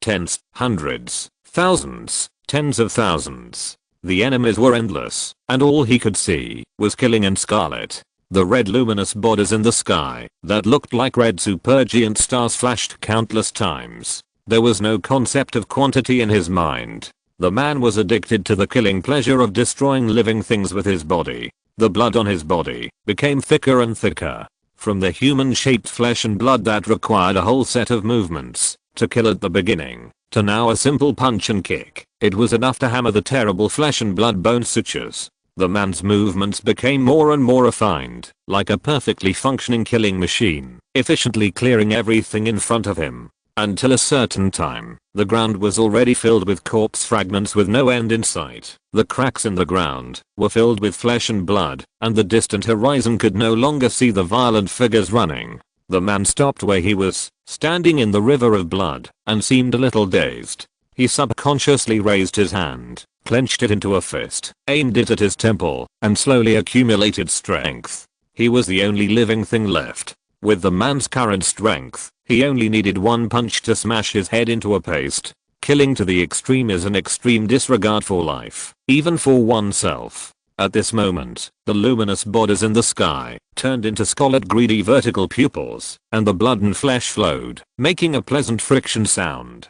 After the man died, the new consciousness would use the man's scattered soul as a carrier to regain control of the runes. Oh, you don't really think that you can make me lost like this, do you? Clenching his fists, the confused vision did not know when it had turned into sarcasm. The man looked up at the vertical pupil with enlarged pupils in the sky and smiled disdainfully. Then, he turned his fist, raised it high, and smashed it hard into the ground. Under the terrible impact, the earth cracked, and a river of blood gushed out. In the cracks, a ball of pure red light floated upwards, and came to the palm of the man's right hand, where it was grasped by the man. I knew where you were from the beginning. The reason I cooperated with you was just because I hadn't exercised for a long time, and wanted to practice boxing. The man's voice blocked the last possibility. As soon as the voice fell, the world completely collapsed. So the question is, after reading this, does anyone know what the nature of the world rune is? If you're listening to this novel on a channel other than Fanfic World, it means they downloaded and uploaded it without effort. We cordially invite you to visit our channel, Mundo Fanfic Novelos. There you'll find the original version of this story and you can explore many other novels of various genres. We're waiting for you to immerse yourself in a world of incredible novels. Chapter 197, The Container That Imprisons a Soul. After returning to the Lake of the Soul from the Scarlet World, Lester found that his spiritual body seemed to be more condensed and real than before. At least before, he had to hold his breath at the bottom of the lake, but now he no longer needed his imaginary oxygen. He could breathe casually without affecting his movements. Maybe there are other effects. Picking up the glowing red rune on the altar, Lester suddenly felt a sense of telepathy. Closing his eyes, the man carefully sensed the information the rune conveyed to him. Soul Harvest, Corrosion of Life Force, Drain, and Explosion, and Rune Shield. There are only these 3 abilities that have been largely castrated. Perhaps because of the fragments, the abilities are not yet very complete. The effects are somewhat similar to the domination systems, Dark Harvest, Taste of Blood, and Greedy Hunter in the game, and there is no difference in the Rat King's attack method, but there seems to be no rune shield in the domination system. It seems that there is still a big difference between reality and the game. If I can apply the power of runes to my body, I can obtain the effects of blood-sucking, rage, and corrosion similar to the Rat King. And perhaps because Alina wiped out the original rune's consciousness, the natural talent for using runes was also eliminated a lot. The power of the rune was forcibly restrained and weakened, and everything has to start from scratch. Although it is a bit troublesome, it is also many times stronger than before. After confirming the ability of the red rune, Lester was in a good mood. He carefully touched the cute and reliable green rune Alina. The man took the red rune and tried to leave the Lake of the Soul. When he regained consciousness and opened his eyes, Lester had returned to the altar again. Looking down, he saw that he was holding the red rune stone from the spiritual world in his right hand. The man nodded with satisfaction and looked at his confidant who was guarding him. Margaret, Dedist, you did a good job. Nodding silently, Dedist took the initiative to retreat. Margaret dispersed the black guards and came forward. Lord Lester, what happened? Noticing that the others had left, Lester placed the red rune stone on the empty slot of the crystal crown, and then placed the crown on the 9th corner of the altar. I tried to fuse this red rune stone. I didn't expect it to succeed. Now I can use it at will. I have gained some powerful power. You mean, you have mastered the power of the runes in this world? Margaret was a little surprised, and her hoarse voice was trembling. The woman knelt on one knee and immediately bowed to the man, but before she lowered her head, she was pulled up by the helpless man. Don't do that in front of me. You are my closest subordinate and my woman. There is no need to be so respectful to me. This is my order to you. Promise me that you will not kneel down in the future. Staring at the man, the scar on Margaret's face softened a lot. Yes, I promise you. That's more like it. Lester smiled as he kissed the woman's lips. Call Ziohar over and try to reproduce the ore transformation ceremony. Then transport most of the iron ore storage here to see how much mountain copper can be transformed at one time. After I leave, I still have to take this rune with me. Ziohar? The dazed woman was a little dizzy from the man's sudden attack. She didn't react to who Ziohar was for a while. Caramel rat, idiot. After knocking on the woman's hard helmet, the man leaned over to the woman's ear, turning the cold-faced heart-eater general into a steaming red shrimp and a shy little woman. After we complete the ore conversion, let's relax tonight. I really should design a suitable back crotch armor for the Black Guard, the kind that can be disassembled. I'm leaving. You. Don't talk nonsense. Back armor. How can we fight with that? Another night of hard work. Under the guidance of Hua's issue, it took several hours just to slaughter cattle, sheep and wild animals to prepare enough blood for the altar. After placing enough iron ore at the ore conversion center, connected to the altar, Lester came to the altar and tried to make the red rune stone resonate with the altar. But after the red rune stone began to emit a dazzling red light, the octagonal altar was instantly activated, and blood began to bubble. In just a dozen seconds, the water level dropped a lot. Add blood quickly. This is not enough to transform all the ore in the transformation room. The shouting flower rat was commanding the black guards on the side. After Lester nodded, the soldiers dumped the barrels filled with animal blood and slowly poured the blood into the blood basin on the altar. In fact, human blood is the best. Estimating the speed at which the blood disappeared, the flower rat looked at Lester carefully and found that the Lord did not show any disgust, so he said one more sentence. I've seen the rat priests use human blood to transform holy stones. The efficiency of using human blood to transform mountain copper is about 2 to 3 times that of animal blood. Is there any difference in the specific mountain copper produced? I don't know. I haven't tested it. Anyway, it will be thrown into the mechanical furnace for smelting in the end. I tell you, there is a difference. The mountain copper, ore condensed with human blood has a higher purity.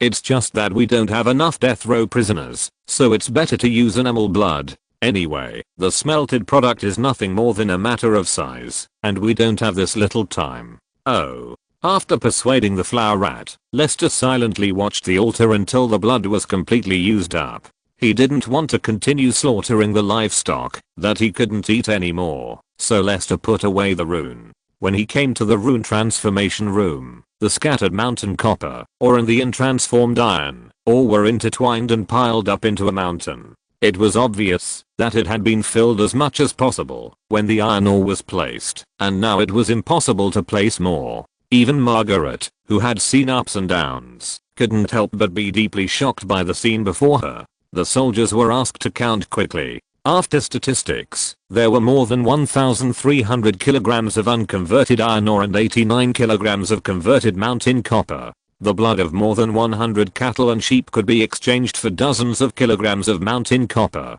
This was a miracle that could not be described in words. It was the opportunity for the Emerald Territory to conquer the world. What was in front of them were all living magic steel equipment. As long as there was enough blood, the Emerald Territory could create an invincible army fully equipped with magic steel equipment and sweep across all the forces on the continent. Lord Lester, as long as there is enough blood, can we convert mountain copper ore infinitely? Facing Margaret's expectations, Lester shook his head. The conversion process itself is also consuming a certain special power stored in the rune. According to the current progress, if more than 500 kilograms of mountain copper are converted, the rune power will dissipate and need to be collected again. How do you collect the rune power? Turning her head, Margaret could only see Lester's indifferent right face, and the other side was always shrouded in darkness.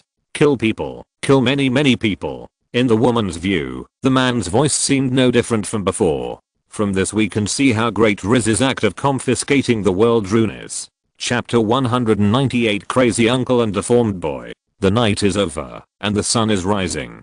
The dark underground headquarters of the Nightblade Assassins is behind a solid iron door that is more like a prison than a room. The hard chain makes a crisp sound of clattering. At the end of the chain are leg and handcuffs. The cold metal seems to be melted into the body, tightly binding a pale and strange looking child. The child who climbed out of the bed has a flat nose, a teardrop mole at the corner of his eye, narrow eyebrows, and convex cheekbones due to malnutrition.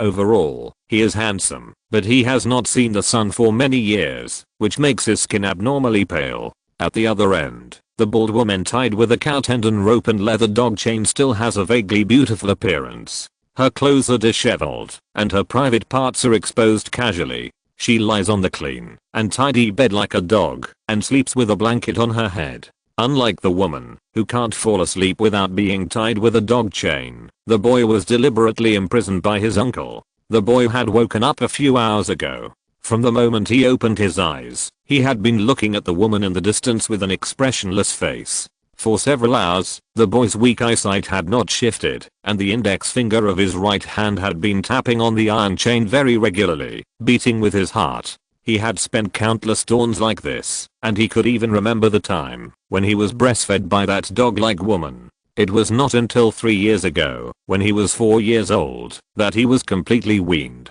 His uncle forbade him to have contact with women, so that the boy who could no longer suck his mother's love was depressed for a long time, but fortunately he got used to it later. For him, breastfeeding had long transcended the meaning of essential nutrients for survival. It was more like the only blood umbilical cord that connected him to a woman, and could never be cut off. The dog-like woman, the woman who could not speak, was his mother. Dada, the boy's fingers suddenly stopped, and his dull and empty eyes moved away from the woman for the first time, staring at the iron gate. 5 seconds later, footsteps were heard outside the iron door. 3 seconds later, the lock of the iron door was heard turning. 1 second later, a smiling man with cracks on both sides of his mouth that could not be healed walked into the room. As always, the action track was as strict as the law. This was his uncle, Hector. The boy raised his head and stared at the smiling face getting closer and closer, slowly putting down the 2 plates of exquisite food in his hands. White bread with butter, a small cup of milk, and 2 pieces of delicious beef jerky. 1 plate was placed in front of him, and the other plate was placed by the man at the head of the woman's bed. The boy ate the food on the plate and slowly poured milk into his mouth while continuing to stare at the man. The man sat down on the bed, and the weird smile on his face gradually subsided. He kissed the woman's forehead lovingly, gently tidied up the woman's messy clothes, and carefully removed the dog leash hook hanging on the wall, and finally touched the woman's head. The woman opened her hazy eyes and was in a trance for a long time before fixing her sight on the man with joy on her face. Woof, woof. The woman made a cheerful sound. Under the leash, she slowly circled around the man several times. Her agile movements did not hit anything. Good sister, be good. Brother will take you to have breakfast. Putting the woman on his lap, the man carefully picked up the bread, tore it into pieces, and fed it to the woman's mouth. He also helped the woman drink milk and eat beef jerky. Finally, he helped the woman wipe her mouth clean and reorganize the woman's messy clothes. He shook the kettle that could dispense water with a push of his hand, and the man's face became softer. She drank a lot of water. The clothes and sheets were just changed yesterday morning. They were not dirty all day, so there was no need to clean them again today. It seems that the sister was also very obedient yesterday. Go to sleep, good sister. Brother is going to take his nephew on a long trip. Woof, woof. The woman refused to fall asleep. She took the initiative to crawl to the boy, took off half of her shirt, and made instinctive breastfeeding movements. The boy licked his lips. His throat was instinctively dry, but he didn't dare to do anything. The man frowned, and then he became more determined. He carried the woman back by force, put her shirt in order, and the expressionless man spoke in a heavier tone. Go to sleep. As expected, the woman became more afraid when she heard the man's changed tone. She looked at the boy reluctantly, and the woman climbed back to bed obediently. Her deformed bones had long been adapted to the arched sleeping position, and the heartbroken man stopped correcting her. To make his sister live more comfortably for the rest of her life is the only happiness he can keep before he can breathe. Except for serving the master. Except for things involving that bastard, he will never spoil his sister. After soothing his sister to sleep, the man's eyes instantly became cold. Looking at the boy who was staring at him, the corners of the man's mouth curled up, and he resumed his usual weird smile. He grabbed a few small pills made from Yuzabe from his pocket, and threw them into his mouth, chewing greedily, his body trembling slightly in excitement. Sako, Uncle has taught you everything. Today you will show Uncle what you have learned. Okay, Uncle. If you can pass, you can meet the master. Don't forget the etiquette I taught you. Master. I understand, Uncle. For this title, that is destined to dominate his destiny, Sako has had countless fantasies in countless days and nights, but he didn't expect that the day to meet the master would be today. Will he be a man as terrible as his uncle? Sako has more expectations than questions. He was freed from the shackles by his uncle Hector. Straighten your waist and stretch your legs. When did I allow you to walk with your back hunched and your legs open? Under the reprimand, Sako had to force his body, which had been twisted under the chains, to return to normal shape, even though the bones rubbed together, and it was really painful. Let's go. Show all your skills. Let me know that I didn't waste my time on a waste. The man didn't say what the result would be if he didn't pass, but Sako knew. That means he will never see his mother again, and the man is reluctant to kill his sister. Taking the magic steel throwing knife handed over by his uncle, Sako moved his bones a few times, squinted his eyes to adapt to the brighter light, and then walked to the training ground. He was very familiar with throwing the knife in his hand into the throat of the human target within 10 meters. The reason why it was 10 meters was because he couldn't see anything beyond 10 meters. Before the sky became completely bright, before going to the Blood Amber orphanage, Lester saw Hector, who took the initiative to find him, and the 1.3 meter tall boy wearing a black robe following behind the man. The man was still a little surprised by the scene. Master, this is a child born by my sister. His name is Sako, and I have trained him into a qualified killer. Sako, this is your master. The master's name is Lester. You must serve the master for life, and remember this name with your soul. The boy's knees sank. He knelt on the ground, knocked his head hard, making a muffled sound on the stone bricks, and his tone was weird. Master Lester, please accept Sako's loyalty. Bloodstains appeared on the stone bricks. As if tasting Sako's pain, Hector, who had already restrained his smile, almost grinned again. The man bit his tongue and quickly tensed up in the smell of blood to prevent himself from making a disrespectful gesture in front of his master. In his life, he would never smile in front of his sister and master because his smile had become cruel to others. I don't know what everyone thinks of Sako and his family's experience after reading this chapter. Anyway, as a bystander, I feel it is not very good. Chapter 199, When the Clown Strangles Fate. Child, stand up and let me take a good look at you. Yes. Climbing up from the stone bricks, Sako's forehead was already broken, and blood flowed down his expressionless face, staining his pale skin red. Hunchback, bow legs, slightly twisted wrists, slightly collapsed nose bridge, delicate eyebrows, and a teardrop mole beside his eyes. Similar, but not quite. After observing the young Sako in front of him for a few seconds, Lester looked at Hector. Hector, what do you want? I want to send Sako to the Blood Amber Orphanage, where he will grow further and serve you forever. Master, is that okay? In Hector's expectant eyes, Lester shook his head and looked at the sun that was about to rise in the distance. Although Hector did put in effort, Hector obviously didn't understand what it meant to bring a child who had lived underground for 7 years into the sun. With the current fragility of Sako's skin, he will be severely sunburned once the sun comes out. And, child, tell me, can't you see things far away clearly? He hesitated for a moment. Although he didn't want to expose his flaws in front of his master, especially because his uncle would give up on him completely, the boy knew that he had no choice. This was a cruel reality that could not be concealed. The lie would be exposed as soon as it was poked. Since he could no longer survive with his uncle, if he angered his master again, he would really be dead. At this moment, only his master could protect him. In an instant, Sako understood everything, weighed the pros and cons, and made a choice without hesitation. Sako knelt on the ground again, recalling his mother's actions to please his uncle. The boy put his face on Lester's shoe and kissed it. Looking at his boots stained with blood, Lester frowned, but did not stop him. At this moment, stopping Sako would be meaningless except for making the boy completely desperate. Yes, master, I can't see things far away. Hector, who had just understood these 2 points, looked cold in an instant.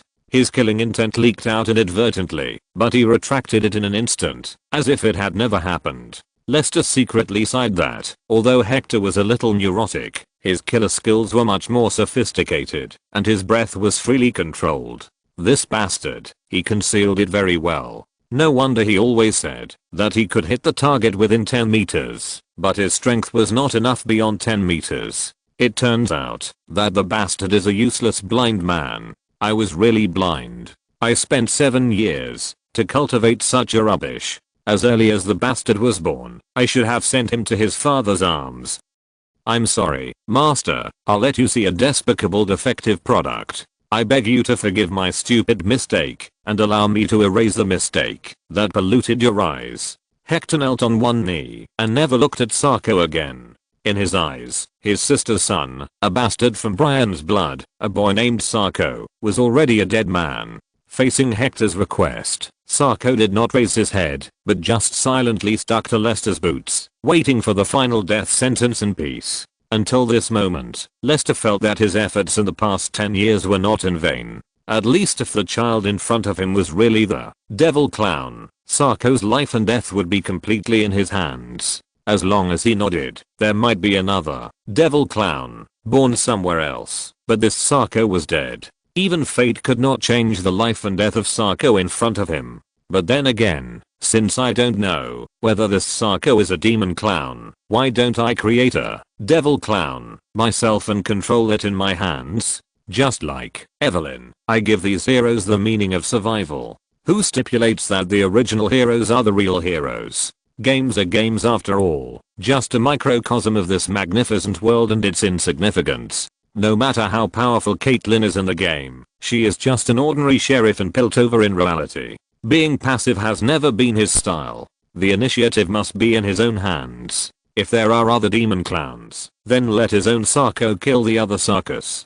Demon clown can only be controlled by himself. No, Hector, you did a good job. I like this child very much. patting Hector's shoulder. In Hector's puzzled eyes, Lester unfastened the buckle, took off the black cloak on his body, and threw it at his feet. The cloak slid down and covered the boy's humble body. The boy, who was ready to accept death, only felt his head sink, and a reassuring smell came from the cloak, and the residual temperature of the cloak made the boy feel rare warmth. Instinctively, the boy shrank his body under the cloak and gained a sense of security he had never had before.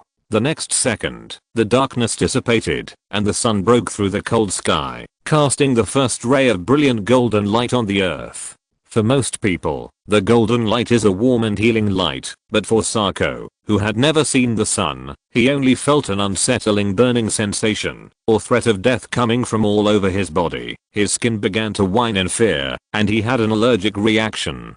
Sako, put on your cloak, to prevent the sun from hurting you. Follow my steps. I will cure your myopia and find a way to protect your skin from the sun. Hector, retreat. I'm very satisfied with your gift. Sako will follow me in the future. Yes, my master. The cold sight outside the sun disappeared quietly. Knowing that his uncle had left, Sako, who had gained a second life, huddled tightly into the cloak, bent over, and stared at the master's heels with his peripheral vision. There was the smell of his own blood, and the master's unique peace of mind. It seemed that, if he followed the master, he would not be hurt. Master, where are you taking me? The boy's voice was still very strange, as if he was pinching his throat to speak, with a weird tearing feeling. Go to your new home. Where is the new home? The underground fortress of the Shine Silver Mountains. After temporarily changing the itinerary to the Blood Amber Orphanage, Lester took Sako on a carriage and went directly to the underground of the Shine Silver Mountains, handing Sako over to User in the Ruins workshop. Use the magic alchemy table to try to cure this child's myopia and skin disease, at least to make him not afraid of the sun, and test his magical talent by the way. If you can cultivate it, cultivate it. If you can't cultivate it, let him learn from Tiles. Okay, Lord Lester, we will start to study the formula now. Pinching a small piece of Lester's clothes, Sako observed the strangers around him expressionlessly.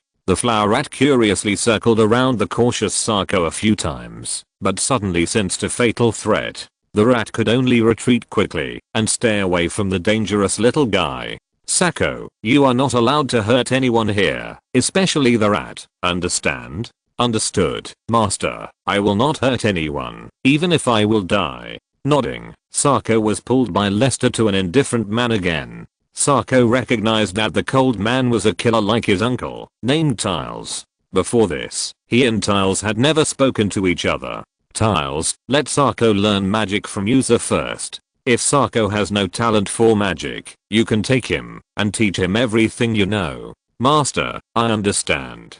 Tiles agreed without any questions. For any Nightblade killer, obeying orders is the instinct of survival. Sako, from now on, you will follow Uncle Urza and Uncle Tiles, and listen to them. Okay, Master Lester. After making arrangements, Lester left the underground fortress. The reason why Lester handed Sako over to Tiles, the second generation Nightblade killer who was very talented in traps, was that he wanted Sako to get closer to the demon clown in Runeland. Although fate was a bit too cruel for Sako, it was the best fate for Sako. He wanted to turn the clown into the most perfect killer demon. The chessboard of fate has been smashed on his head, and the chips for growth have been pushed to Sako. Whether to put the box or not depends on the boy himself. The sunny boy is afraid of the sun, with his hands waving without recognizing his relatives, his hunched body, and his exaggerated face. But who knows that it is a deformed body made of shackles, just like his twisted soul. He is always laughing and trying to make others laugh. He lives in laughter and dies in laughter. In the eyes of fate, he is just a clown who is teased from beginning to end. Whether in the game, in Runeland, or in the reality we exist, the clown is a poor guy who pleases others with dignity, but is laughed at by others. Counting the fake body, the clown is probably the hero with the most deaths in the game. The end of laughter is desperate wailing. In my opinion, Shaco is the most tragic character who understands death and pain. Every time I play the clown, I always feel that every laugh of the clown is full of disdain for fate and his own madness. Maybe this is not an illusion. Maybe we should have more understanding and tolerance for the clown and the people who encounter tragedy around us. Everyone, can you not ban the clown in the ranking? Chapter 200 Voltiki Blood Rose. The red high walls of the inner city are isolated from the prosperity of the Emerald Territory. The courtyard of Blood Amber is still cold and ruthless. On the sand training ground, a brutal combat training is going on. Hyltalia, who has begun to show her exquisite appearance, is now bruised and swollen, and her whole body is covered with sand. The 7-year-old girl put her hands in front of her. Her arms and cheeks were full of bruises and black bruises, and stared at the enemy of the opposite sex in front of her with her swollen face. The girl began to use false steps to cover her movements, lowering her body center of gravity without being noticed, preparing to deal with the boy's hug and throw. This is the 4th enemy, and the boy in front of her is the enemy she must knock down, because she wants to be the best and the strongest, and for this, she will do everything she can. Start. The female punishment officer with a scar on her face put down her right hand and signaled the start of the battle with a cold and hard voice. As a legendary soldier who lost his left hand in the underground war with the Ratman, served in the Narxi tribe warriors, the Narxan Black Iron Guard, and the Narxan Black Guard, and retired alive from the Black Guard, Baza, a middle-aged Narxan Iron Blood warrior with extremely skilled combat skills and experience, who has been in the army for more than 20 years, can see that even if a round robin battle is adopted, the boy will not be the opponent of the girl. From the beginning, the girl saw through the boy's offensive intentions and prepared to counterattack in disguise. Sure enough, after receiving the order to attack, the boy lowered his body in a sprinting posture, fiercely rammed into the girl's lower abdomen, and was about to hold the girl's thighs with both hands to flip her over. However, the girl, who was in a high posture and high center of gravity, suddenly lowered her body and turned sideways at the critical moment. First, she used her lowered single leg to block the boy's impact, so that the boy could only hold one of her legs, making the boy's plan of holding and throwing him in vain. In the next second, she clamped the boy's right arm that was holding her leg and quickly pressed it on his shoulder. With a reverse back throw, she threw the boy from her shoulder to the other side. The dust filled the sky, and the battle was decided. When the boy fell heavily in the sand, the girl suppressed the boy in a riding position and began to swing her fists, taking advantage of the upper position to hit him hard, punching him hard, without mercy. Seeing the boy being beaten with a bruised face and bloody nose, Baza, who was somewhat bored, did not mean to stop it. It was not until the boy patted the ground weakly that Hyltalia stopped and let the boy, who was already on the verge of fainting, be taken away by the paramedics. Even if there were mages to treat his injuries, the boy would have to lie in bed for more than 10 days before he could get out of bed. The girl panted, stood up from the sand, and began to shake her body slightly to relax her tense muscles, preparing for the next challenge while resting. In Red Amber, to prove that you are the strongest, you must defeat all those who do not obey. Soon the girl set her sights on the big guy, who stood out from the crowd. That was the only enemy she was not sure of. Anyone else wants to challenge? Touching his pocket, Baza took out a Baroque cigar, produced by Emerald Territory from his pocket, and held it in his mouth. The punishment officer said something careless, but his eyes were looking at a boy with an exaggerated physique with deep meaning. That was the strongest person in Red Amber, the real overlord who could knock down more than 40 children in the orphanage at the same time. Among her peers, who were generally 7 to 8 years old, Goliath, who was 175 centimeters tall and weighed 70 kilograms, was the most talented person without any dispute, and also had extraordinary skills in the field of fighting. If Goliath chose to give up the battle, others would not be the girl's opponent at all. I'll do it. Even if he didn't want to fight and take advantage of others, after noticing the cold eyes of the punishment officer, Goliath had to stand up. Offending Baza was the stupidest thing in Red Amber. If he failed to complete the training, he might not become a corpse, but if he offended Baza, he would definitely become a corpse. Nodding, Baza lit a cigar with a match, threw the burnt wood stalk away, and looked at Hyltalia indifferently. Hyltalia, do you accept Goliath's challenge? She looked down at herself, with only 40% of her physical strength and minor injuries, and then looked at the big Goliath who was ready to go, and nodded without hesitation. A 30% chance of winning is enough. Okay, you two get ready, and we'll start after I finish smoking this cigarette. On the top of the tower, accompanied by Jis, Lester took off his mask and sat on a soft chair, looking down, and gently put down the crystal wine glass in his hand. The wine in his mouth was mellow and long-lasting. After a long time in his throat, it would turn into a burning fire that lingered and could enhance the ability to sense magic in a short period of time. Even Lester, who was knowledgeable about red wine in another world, had to praise that the thing in this glass was the top enjoyment. The red wine in the wine glass was produced from the Immortal Fortress, and it was the Voltiki Blood Rose that only the top dignitaries in Naxos could enjoy. In Naxon, Voltiki means eternal flame, which is taken from the fiery breath of a pure-blooded fire dragon. Therefore, the Voltiki Blood Rose is also called the Flame Rose by some people. Affected by the harsh hilly and mountainous environment of the Immortal Fortress, only a small vineyard near the southern foot of the Goral Mountains can grow high-quality wine grapes. In addition, special alchemical materials, rose essence, and dragon blood are needed for winemaking. The annual output of the Immortal Fortress is only more than 100 bottles. It is worth mentioning that because of the advantages in trade and resource assistance, Lester, as the only independent lord in Naxos, who is not under the jurisdiction of the Supreme Command, can get about 10 bottles every year, which really makes other Naxon lords envious. Human life is like this glass of red wine. After the bitterness, it is hard to find sweetness. GC listened to the man's words in confusion, but found that she didn't understand it. What does after the bitterness, it is hard to find sweetness mean? Shouldn't life be sweet after bitterness? Lord Lester, the disciplinary officer he relied on, had thrown away the cigar with only the butt left. The girl's rest time was over. Lester stared at the two people who began to test the attack, but he did not delay talking to GC. Don't you understand? The world is never fair. The rich will become richer, the poor will become poorer, and the miserable people will not only not be favored by God, but will also be given more disasters. GC, why do you think this is?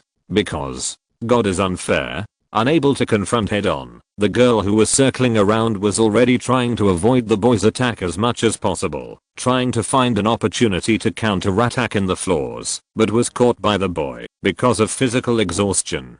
She was punched in the abdomen. The girl with bulging eyes directly vomited a mouthful of gastric juice, but the boy was relentless. The corners of the girl's mouth began to bleed, and she completely lost the ability to resist. The children watching the game began to laugh undisguisedly. A 30% chance of winning means a 70% chance of failure. The failure of the weak against the strong cannot be called bravery, but can only be called overestimating one's own ability. No. After drinking the contents of the glass in one gulp, Lester put down the crystal glass, stood up, stopped looking down, and turned to walk downstairs. It's because someone has blocked all the ways for the miserable to survive. It's a pity that, because the average rating is not enough, the weekly update is 7.7W, and it is not on the battle power list. End of this chapter.